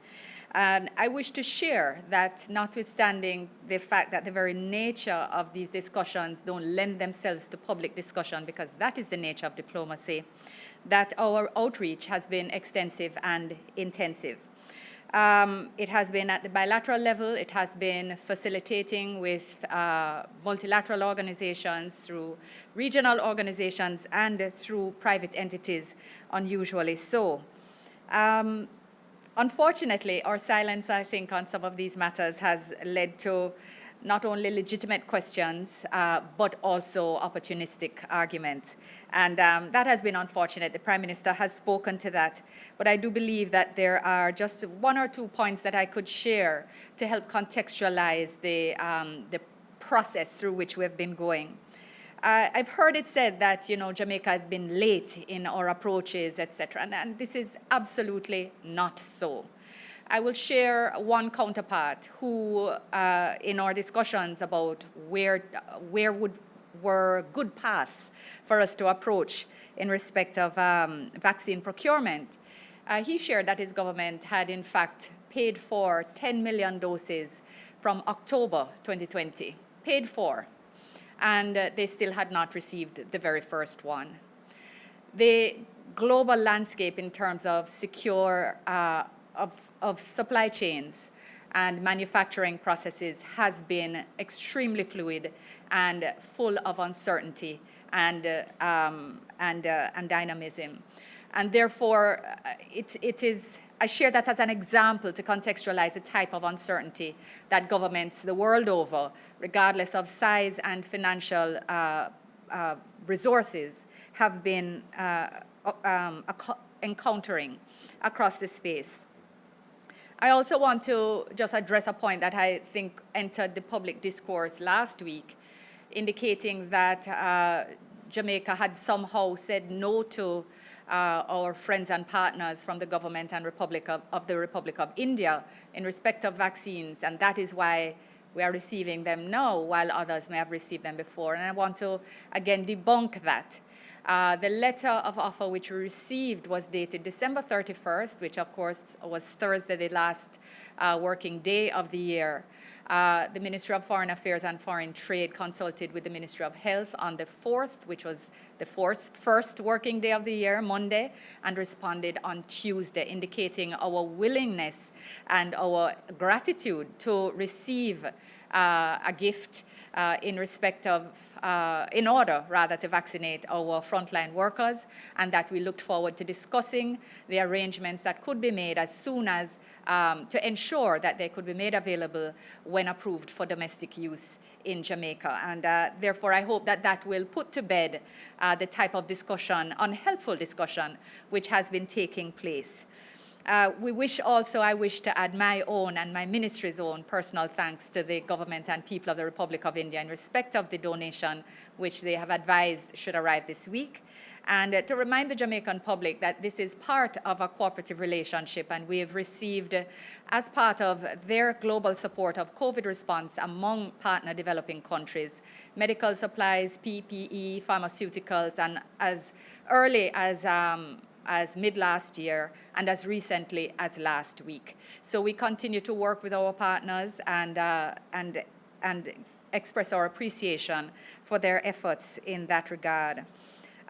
Minister Tufton already mentioned the African Medical Supplies Platform, which is an initiative of the African Union that was started by the government of the Republic of South Africa.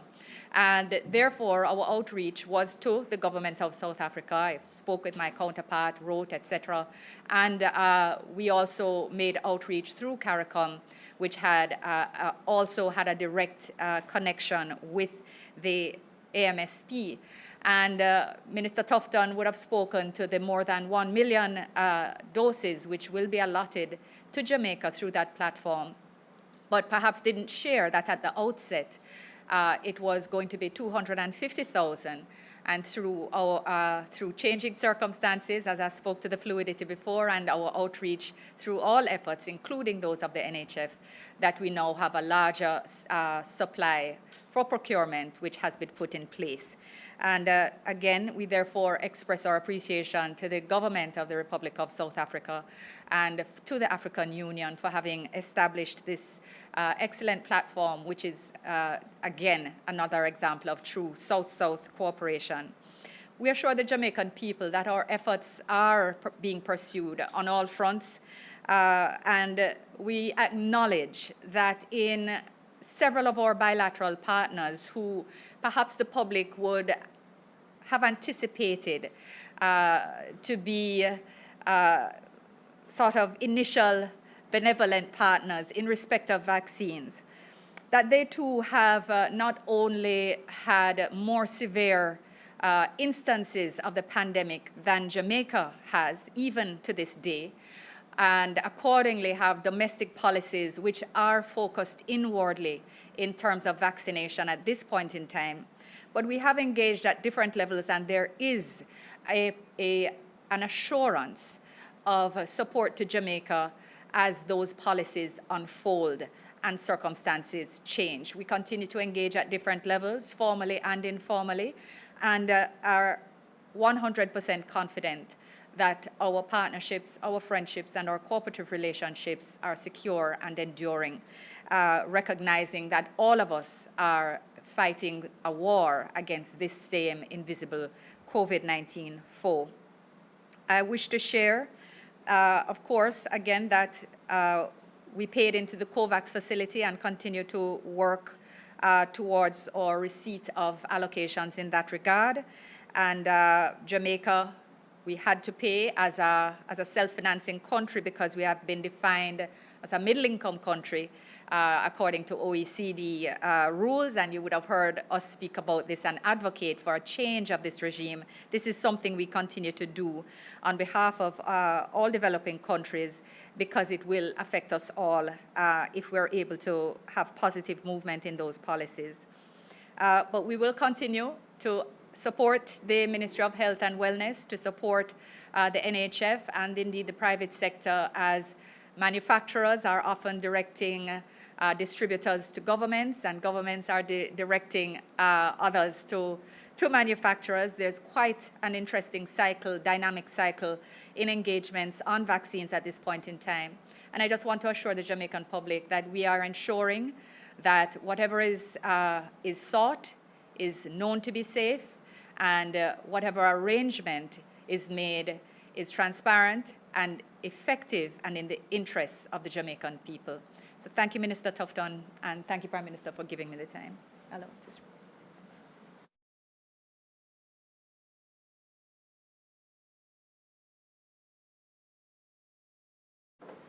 Thank you. Thank you, Minister Tufton. Thank you, Minister Johnson-Smith. And I believe we have thoroughly covered the subject. So now we are ready for your questions. But before we go into questions, I had overlooked one very important measure, and that is the stay-at-home order for persons 65 years and older. That is the existing order. Having looked at the statistics provided by the Ministry of Health, you would see that it is really 60 and over that are really facing the greatest threat at this point. So we have adjusted the stay-at-home order from 65 years to 60 years. So if you are 60 years and over, you must stay at home until the 22nd of March. So as of the 1st to the 22nd, for the next 3 weeks, placed in the Disaster Risk Management Act is the new stay-at-home order that requires persons who are 60 years and over to stay at home. And the stay-at-home order, which you can read, it's quite comprehensive. It does allow you to move about once per day to get the necessaries of life and for exercise. But outside of that, you should stay at home. We're now open for questions, and I want to thank you all for listening to us. Thank you so much, Prime Minister, for your comprehensive update, and of course the ministers as well. May I also acknowledge the presence of the Minister of Local Government and Rural Development, the Honourable Desmond McKenzie, who has also joined us. Ahead of the start of the press briefing, Prime Minister, we did test the platform. Today we're using the webinar format of Zoom. And so we've asked members of the media to just indicate by the raise hand feature that they have a question, and then we will put them over onto the platform so that they would be able to turn their cameras and microphones on and then ask questions. So they've been fully apprised of that. And so Janet Silvera is our first member of the media who has a question, and there are several. And so, sir, let's go to Ms. Janet Silvera. Janet, good evening. Good evening. My question is, I'm seeking clarity on what variant is dominant in Jamaica. What is the efficacy of the procured vaccine against this variant? How often is the government submitting samples for viral sequencing and variant tracking to advise vaccine strategy and protection of Jamaicans? Good questions, and obviously I can't answer those questions, and I see the Minister of Health turning to the CMO. So CMO.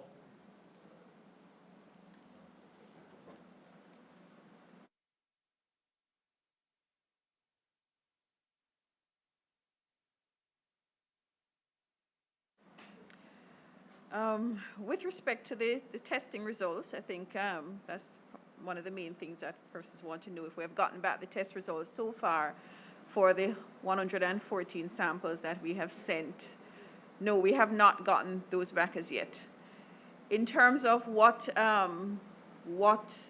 variant is most common in Jamaica, well, we would have known that we would have tested for the UK variant when we had that set of arrivals from the UK, and we would have had 4 positive persons. We have not received any other test results so far. However, I want to say that, you know, regardless of what variant we have in country, that the precautions remain the same. In terms of effectiveness of the AstraZeneca vaccine that we will be getting this week and probably next week as well, the vaccine has been found to be effective against all COVID, except for the effectiveness against the South African variant, where there was decreased efficacy in that set of persons. In terms of prevalence of South African variant in Jamaica, we would need to get back some results to be able to determine if there is a presence of that variant here. The first set of results that we had reported on, those were all negative for the South African variant. So it was tested for, they were all negative, but we await other results to see if there's any evidence of that here. So that's the only one we would have concern about, and right now we have nothing to suggest that it is here.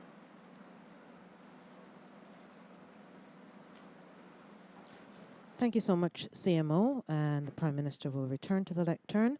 In the meantime, then let's get Ms. Brittany Clark from Nationwide News Network on. All right, good evening, everyone. Are you hearing me clearly? Ms. Brittany Clark from Nationwide News Network. Hi, good evening. Are you hearing me clearly? Perfectly, Brittany. Okay, great. All right, so Prime Minister Holness, I understand the decision being made with regards to funerals and burials. However, will an appeal be made on behalf of the citizens of Jamaica to the owners of morgues and funeral parlors to consider waiving or reducing the storage fees for bodies until those measures are lifted? As I said, Brittany, we spent more than an hour discussing this issue, and we took the decision to do it knowing that there could be some exploitation of the situation. I agree with you. The appeal is going to be made. The Minister of Local Government will have more to say on it, but I'll ask him to just come now and say a few words on that. Thank you, Prime Minister. We have issued our invitation to meet with the Undertakers Association to discuss the matter. We intend to meet with them this week to engage them in discussions around reducing the cost or waiving for the period. We know some are going to say it's difficult, but we are prepared to engage them in extensive discussion over the next couple of days on this matter.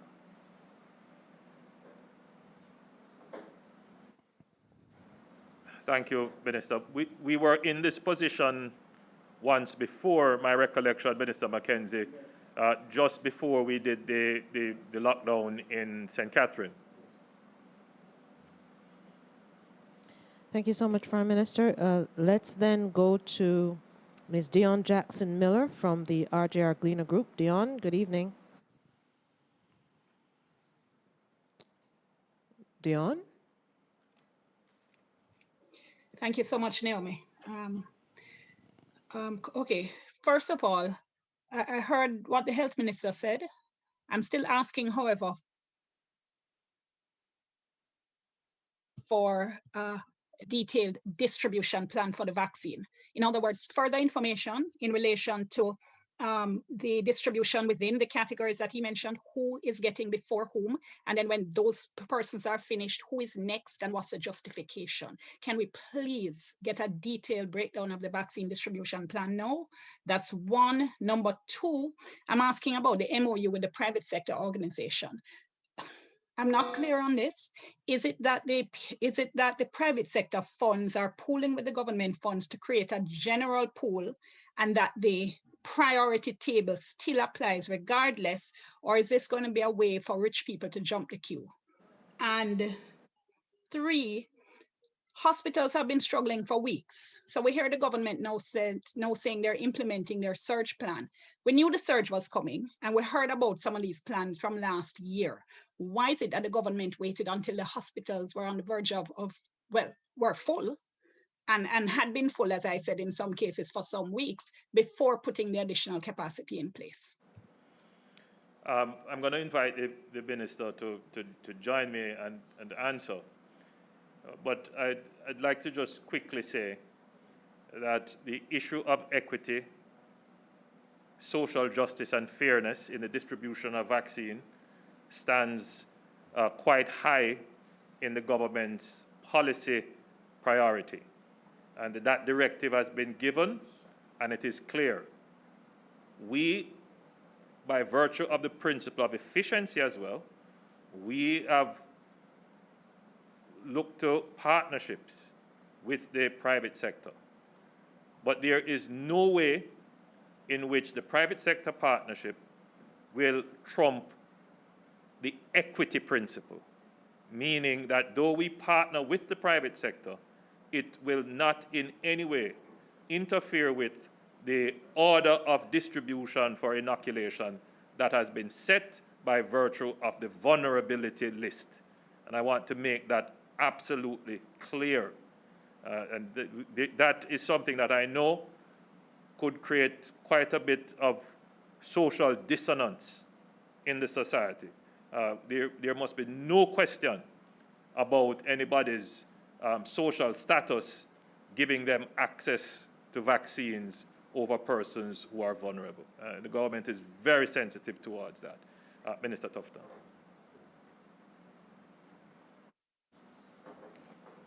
Thank you, Prime Minister. On the first question, which is the plan, as I said earlier, we unveiled a very comprehensive plan to the Cabinet yesterday, which was accepted.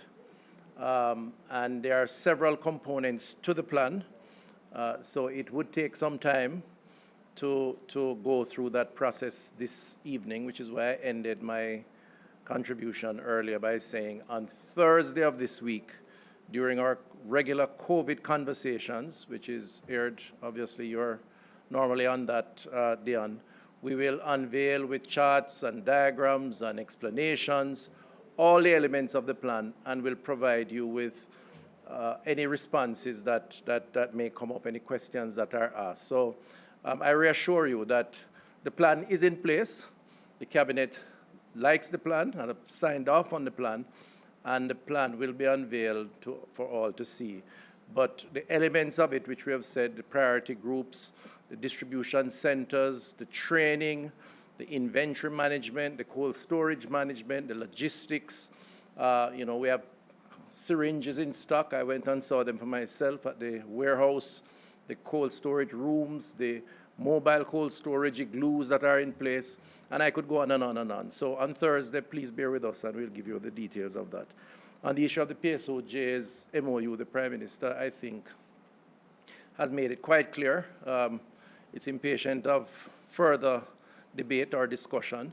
The MOU sought only to bring the critical stakeholders within the society through partnership to address what is a national crisis. Remember now, all of us are at stake. All of us are at risk. And we in public health, as is the case with the government, have preached and beseeched the need for partnership. So all the private sector has done is said, listen, where can we help? And we are committing to collaborate with you. As it relates to vaccines, they have said they are prepared to put up resources.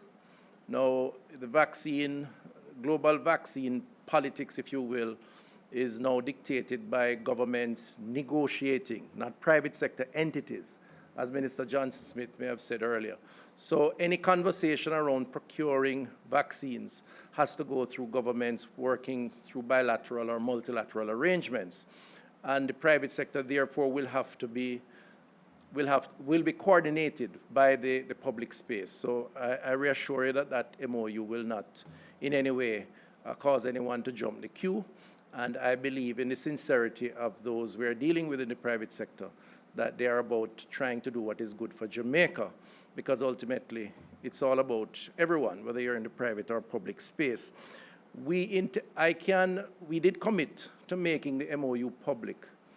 I'm not sure if it was, but if it's the representative of the private sector, Mr. Zaka, was asked to appear before the Joint Special Select Committee of Parliament dealing with COVID matters, and he will appear at the next meeting, which I believe is this week, if not this week, the next week.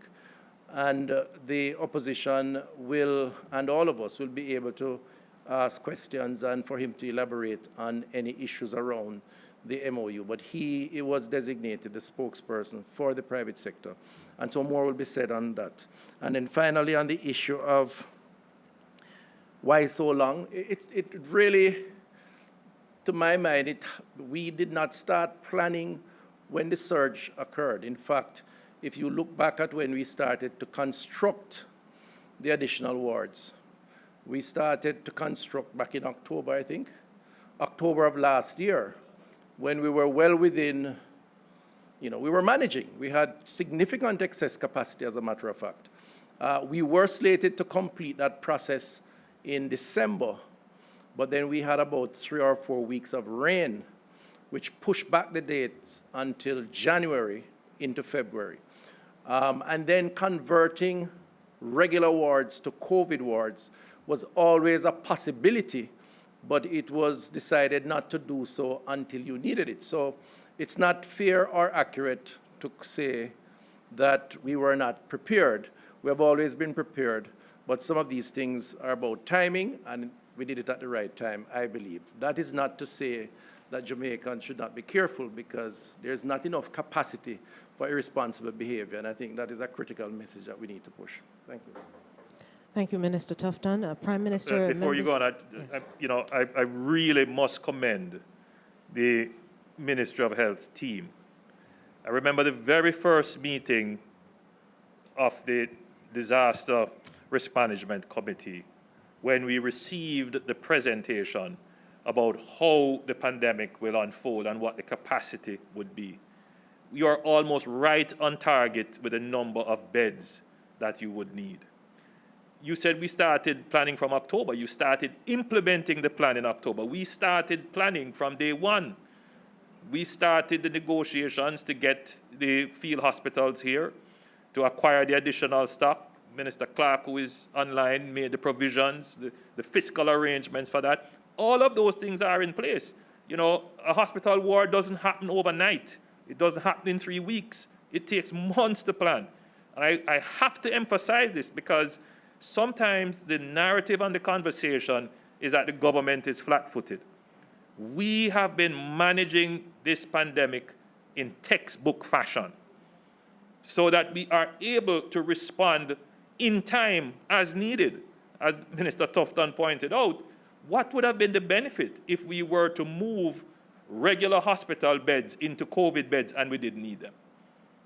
And we have to elevate the conversation around it, because it does give a false narrative about how we are managing, and it doesn't help.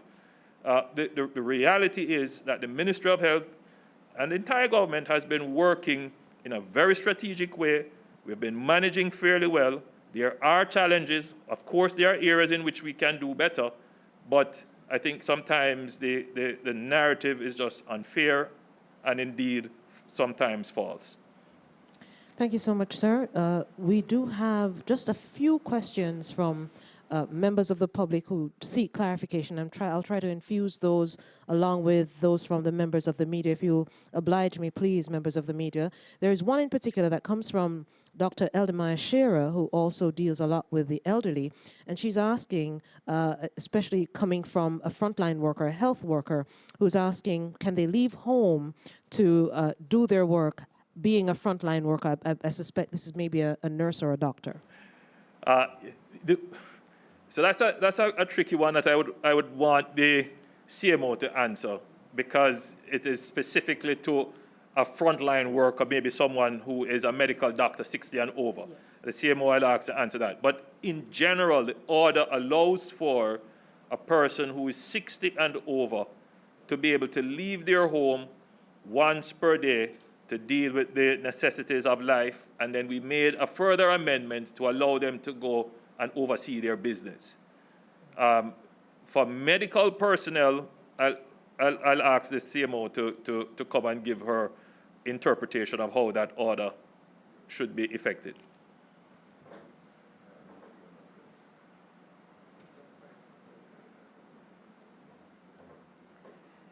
Thank you, Prime Minister. So medical professionals, doctors, nurses, other healthcare workers are in fact essential workers that are exempt from the work from home and stay at home orders.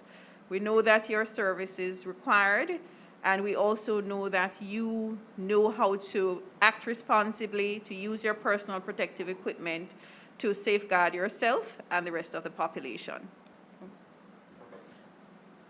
Thank you so much, CMO. Let's go back to members of the media. Ms. Kate Chappell, who is a freelance writer and she writes for Reuters, is next. Ms. Chappell? Yes, good evening. I would like to ask more about the 1.8 million vaccines. Can you say again where they're coming from, when they'll arrive, and what exactly the rollout process will look like? Thank you. I'll invite Minister Tufton or Minister Johnson-Smith. Minister Tufton, you will come and explain.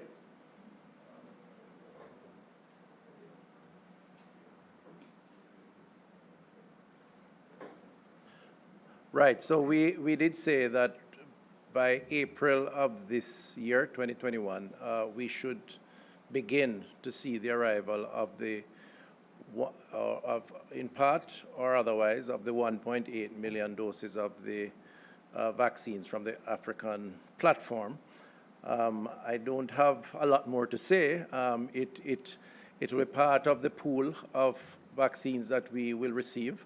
The application will be similar to the plan, priority groups first. So depending on where we are in that plan, depending on whether we get additional amounts from COVAX, then it will determine exactly where or who will benefit from the vaccines. I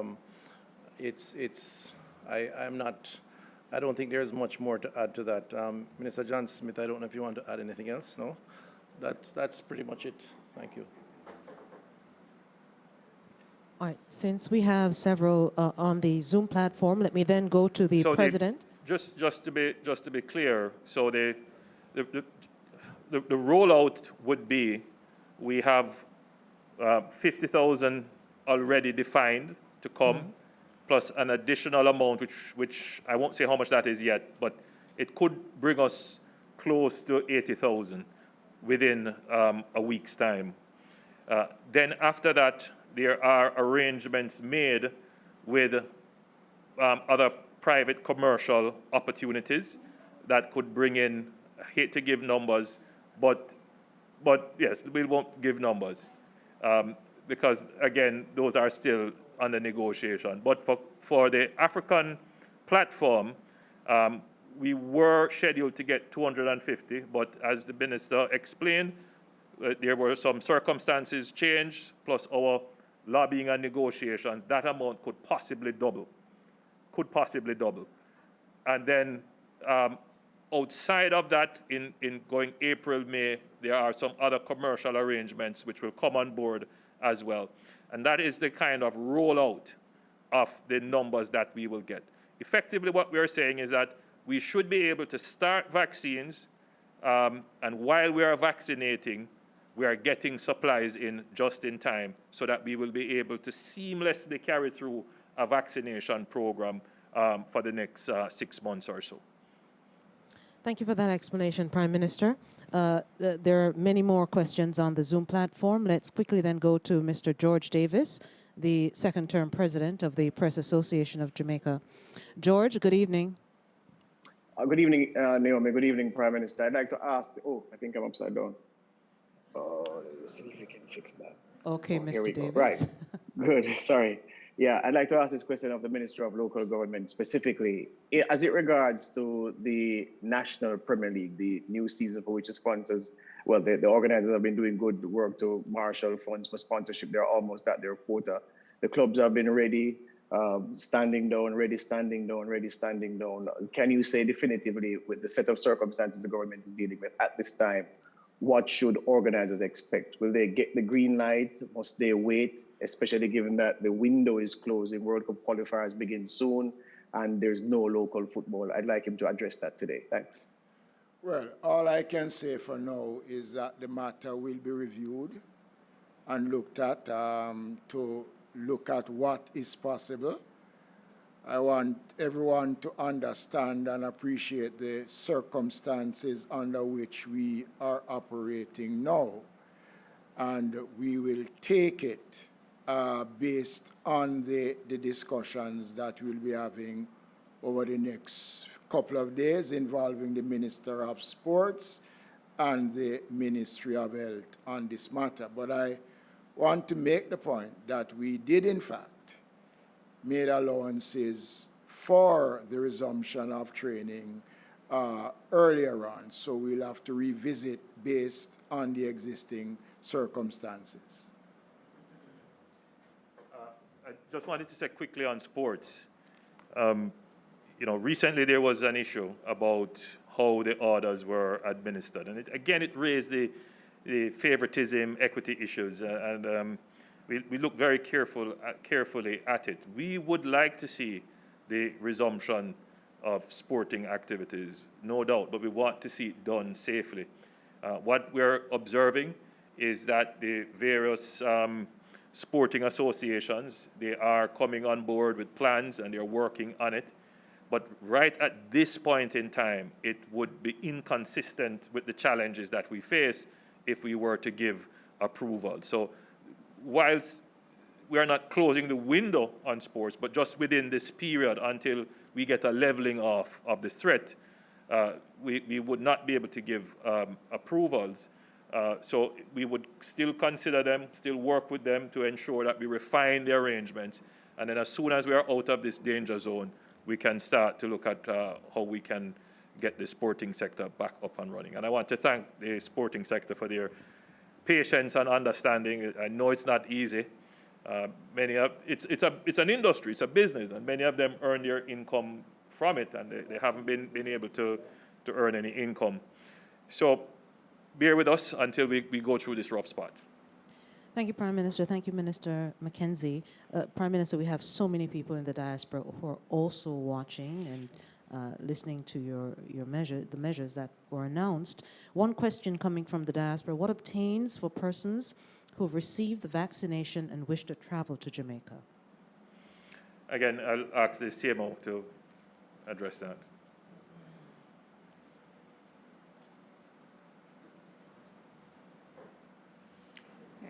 So we have been getting a lot of questions where this is concerned, and I just want to mention that right now, when we have not started vaccination amongst our population, and even when we start, we would not get up to a certain number of persons being vaccinated.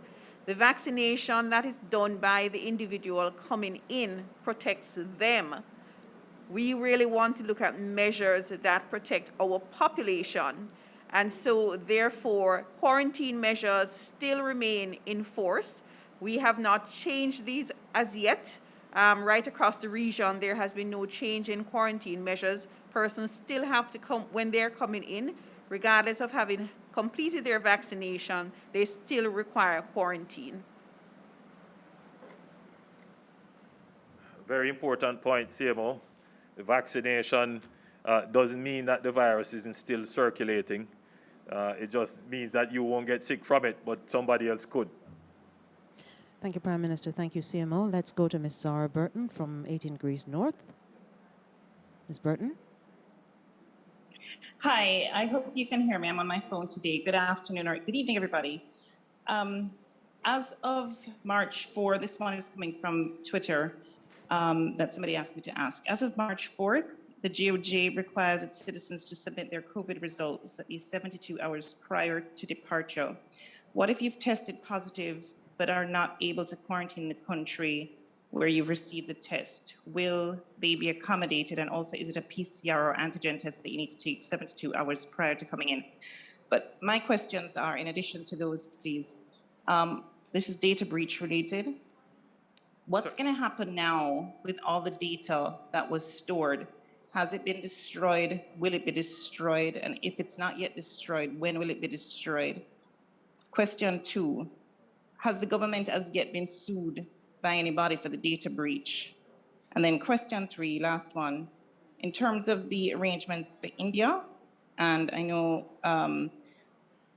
the Amsterdam was mentioned with AstraZeneca. I think in the past we had to sign an indemnity agreement with AstraZeneca. Just wondering which, and the African Medical Supply Platform as well. So which countries and which companies have we had to sign indemnity agreements with so far?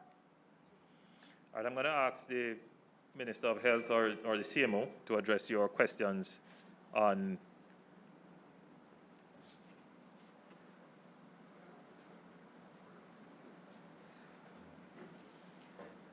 Okay, in terms of the Jamaicans that are returning home, in the past we have not required Jamaicans to have a test coming home because we certainly don't want to have a barrier for persons coming in country. However, for their requiring a test now, there will be an issue of will they be able to board the airline. Certainly, if they are allowed to board and they come in with a positive test, it certainly gives us a heads up in terms of quarantine and isolation that needs to be put in place. So if a Jamaican returns home and has a positive test, then the health authorities will take it from there. So that knowledge is important for us to put in place actions that will safeguard the population. The question is whether or not they will be able to come to board the plane to come in. And we will, I think every Jamaican will have to see how we proceed. Right now, we're trying to put in measures to safeguard the population as much as we can, and some of those kinks and different details will have to be worked out as they come along. In terms of the indemnity agreement, we have signed, we are in the process of signing the indemnity agreement with AstraZeneca. We have signed it already for AstraZeneca. That's the only one so far. As it relates to the situation with vulnerabilities of the Jam COVID site, you will recall in previous press conferences, we gave assurances that all data relating to tracking and geofencing, that those would be immediately destroyed upon the ending of the quarantine process for geofencing. My understanding is that is done currently now. Any other data would still be necessary for the management of the pandemic, certainly for statistical purposes. And as soon as we don't need it anymore, meaning the pandemic is over, the individual data points will be destroyed. We have not had any notification of any suits. Thank you, Prime Minister. I recognize two new persons who are asking questions, and I believe Ms. Brittany Clark and Ms. Jackson Miller have indicated they want a follow-up, and we're trying to wrap up by 7:30. So let's then go to Mr. Jovan Johnson from the Gleaner, who has a question. Jovan? Jovan, are you on?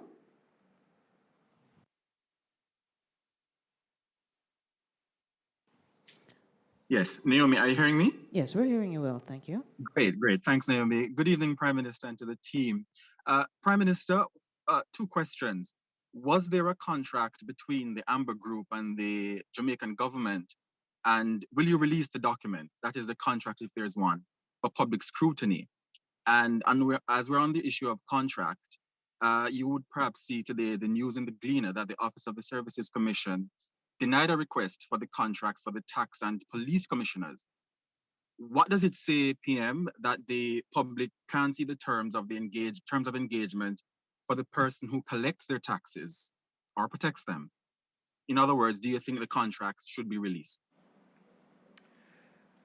You know, Jovan, we went through this issue of the privacy of contracts in Parliament. It was not a good experience for me, I must tell you, when we did it regarding some other issues. But there is such a thing in law about the privacy of contracts. As to whether or not the public has the overarching right to know, my personal view is yes, the public has the overarching right to know. How do they get to that right? It is obviously a legal issue. What legal hurdles do we have to clear to get there? I am not the legal person. The Attorney General, I believe, is on the link.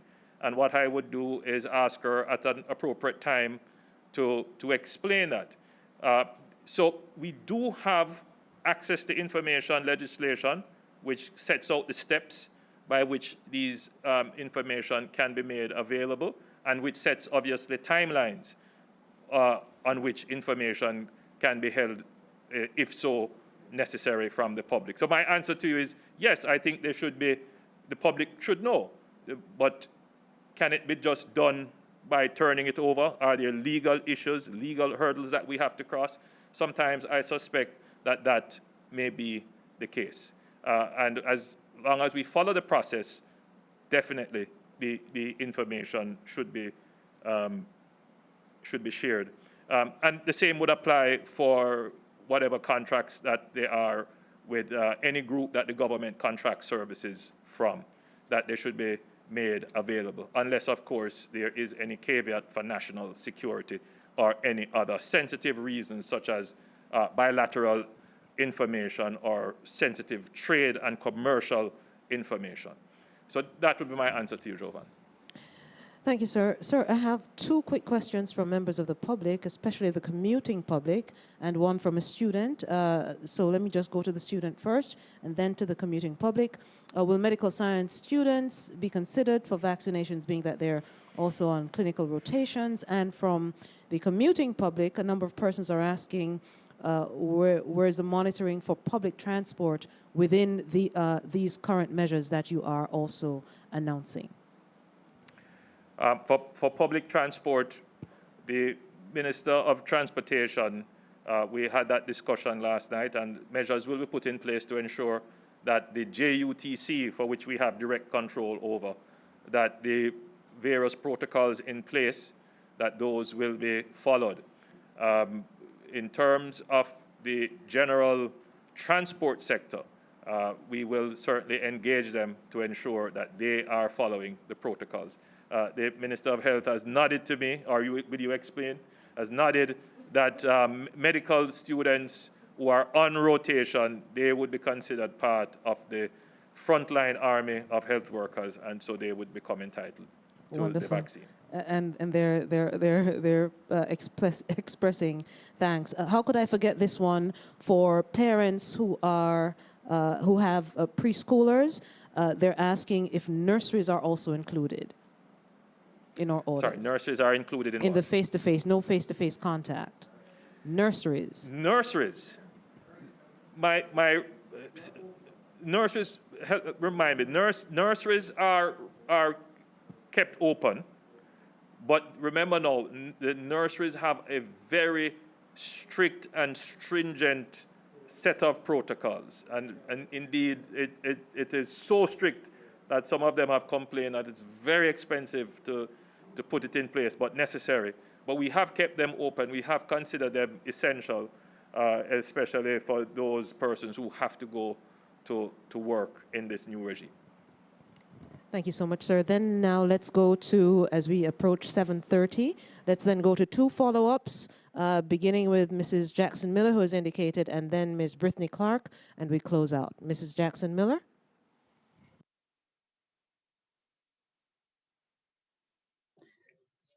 Dion?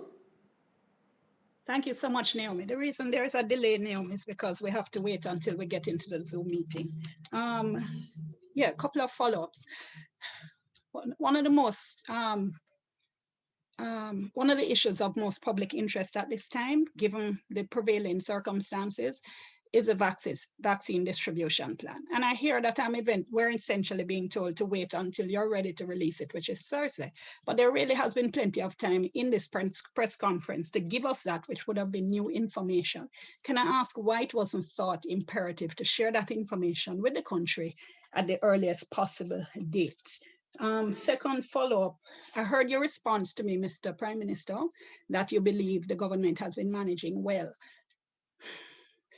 Healthcare workers all across the island who cannot speak publicly and therefore cannot voice their views on that, have been contacting me over the past weeks, expressing their own frustration and anger with what has been happening in the hospitals. Do you think there's a danger, Mr. Prime Minister, that you and perhaps the Cabinet and the Minister of Health are not getting accurate on-the-ground information because you're in a bubble and you're not hearing what the people on the front line are saying? And finally, in relation to the work from home being encouraged by the private sector, can you tell us why you wouldn't have mandated this for the private sector with obviously allowances for those people who have to be in office, given the fact that we're getting so many complaints about private sector employers who are refusing to allow their employees to work from home? Thank you. Thank you for those questions, Dion. Let's start with the work from home.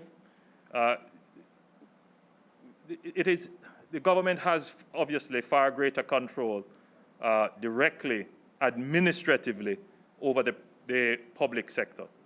And that is how we have done it in the first time we did it. We mandated it for the public sector, and we gave basically guidance to the private sector, and it worked very well.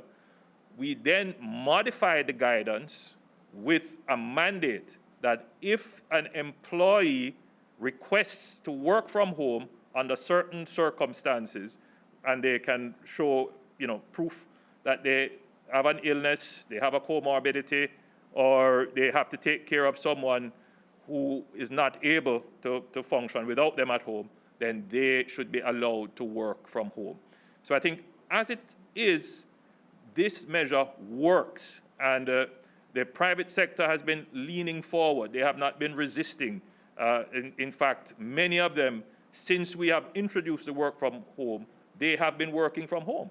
And what we are saying now, the mandate, is that they should re-examine their business processes, determine what is mission critical, and everybody else, as far as they can afford to, they should work from home. Bear in mind that there is a cost for working from home. You may have to provide your employees with devices. You may have to purchase a plan for them. So the government can't just unilaterally mandate that without thinking of those costs. So it is the spirit of cooperation that the government is ensuring that that is happening. The question regarding the receipt of information, and we are in a bubble. Let me just be clear. My ears is always to the ground in this country. I don't exist in any bubble. I get information from all sources. We hear the situation in the health sector. We understand it. We have allocated in our budgets the largest allocations towards managing the pandemic. Massive allocations. We know that even with those large allocations, it is still not enough. The health sector has been underfunded for decades. It is literally a miracle. It is down to the hard work and commitment of those healthcare workers why we have been able to respond.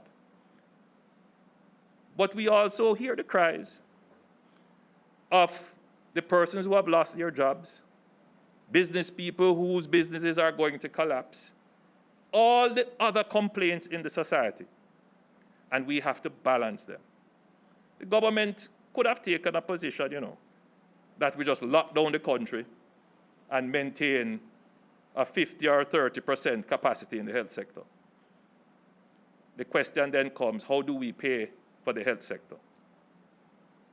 We cannot have a unidimensional conversation about the management of COVID-19 pandemic.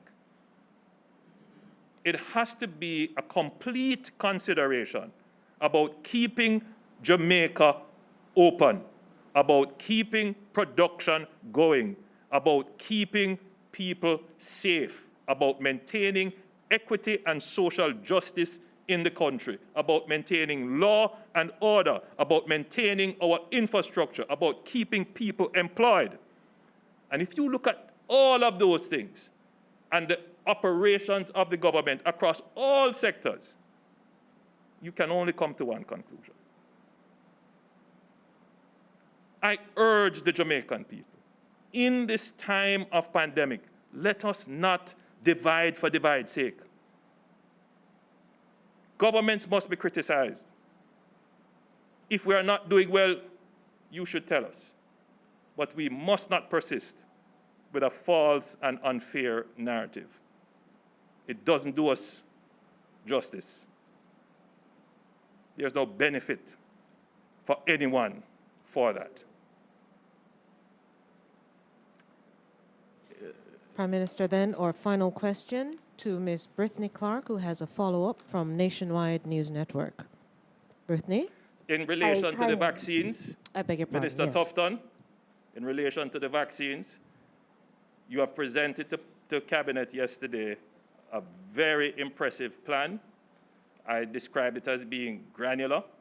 There were some questions asked about even further details in the whole logistics. I ask you to present tomorrow as early as possible, publish it online, make it available. We are not keeping any secrets from the Jamaican people. This is the Jamaican people's business. As quickly as possible, present it to the public. Brittany, your time, and also Prime Minister, yes, the Cabinet met yesterday on a Saturday, and the regular Cabinet meeting will also take place tomorrow. Monday morning, bright and early. Brittany. All right, thank you, Naomi. Okay, so Prime Minister Holness, we hear your appeal to the moral suasion of citizens to comply with the measures, but what we see is that each time these measures are adjusted, the citizens, they lack compliance or they get more creative in finding ways to go around it. So how far is the government now with implementing plans or just moving along the process to make a law, or even to bring out more stringent measures such as the ticketing system for persons in breach? And just a follow-up to my previous question on funerals and burials, just for some clarification, why wasn't a decision then made to also ban weddings rather than just reduce the number by 50%? Thank you. Well, let's start with the last question first. My review of the statistics show that we probably have more funerals than weddings, and that the numbers at funerals would far exceed the numbers at weddings. So weddings present a much reduced risk. And of course, we would always want to promote marriage in the country. So having said that, Brittany, remind me of your first question.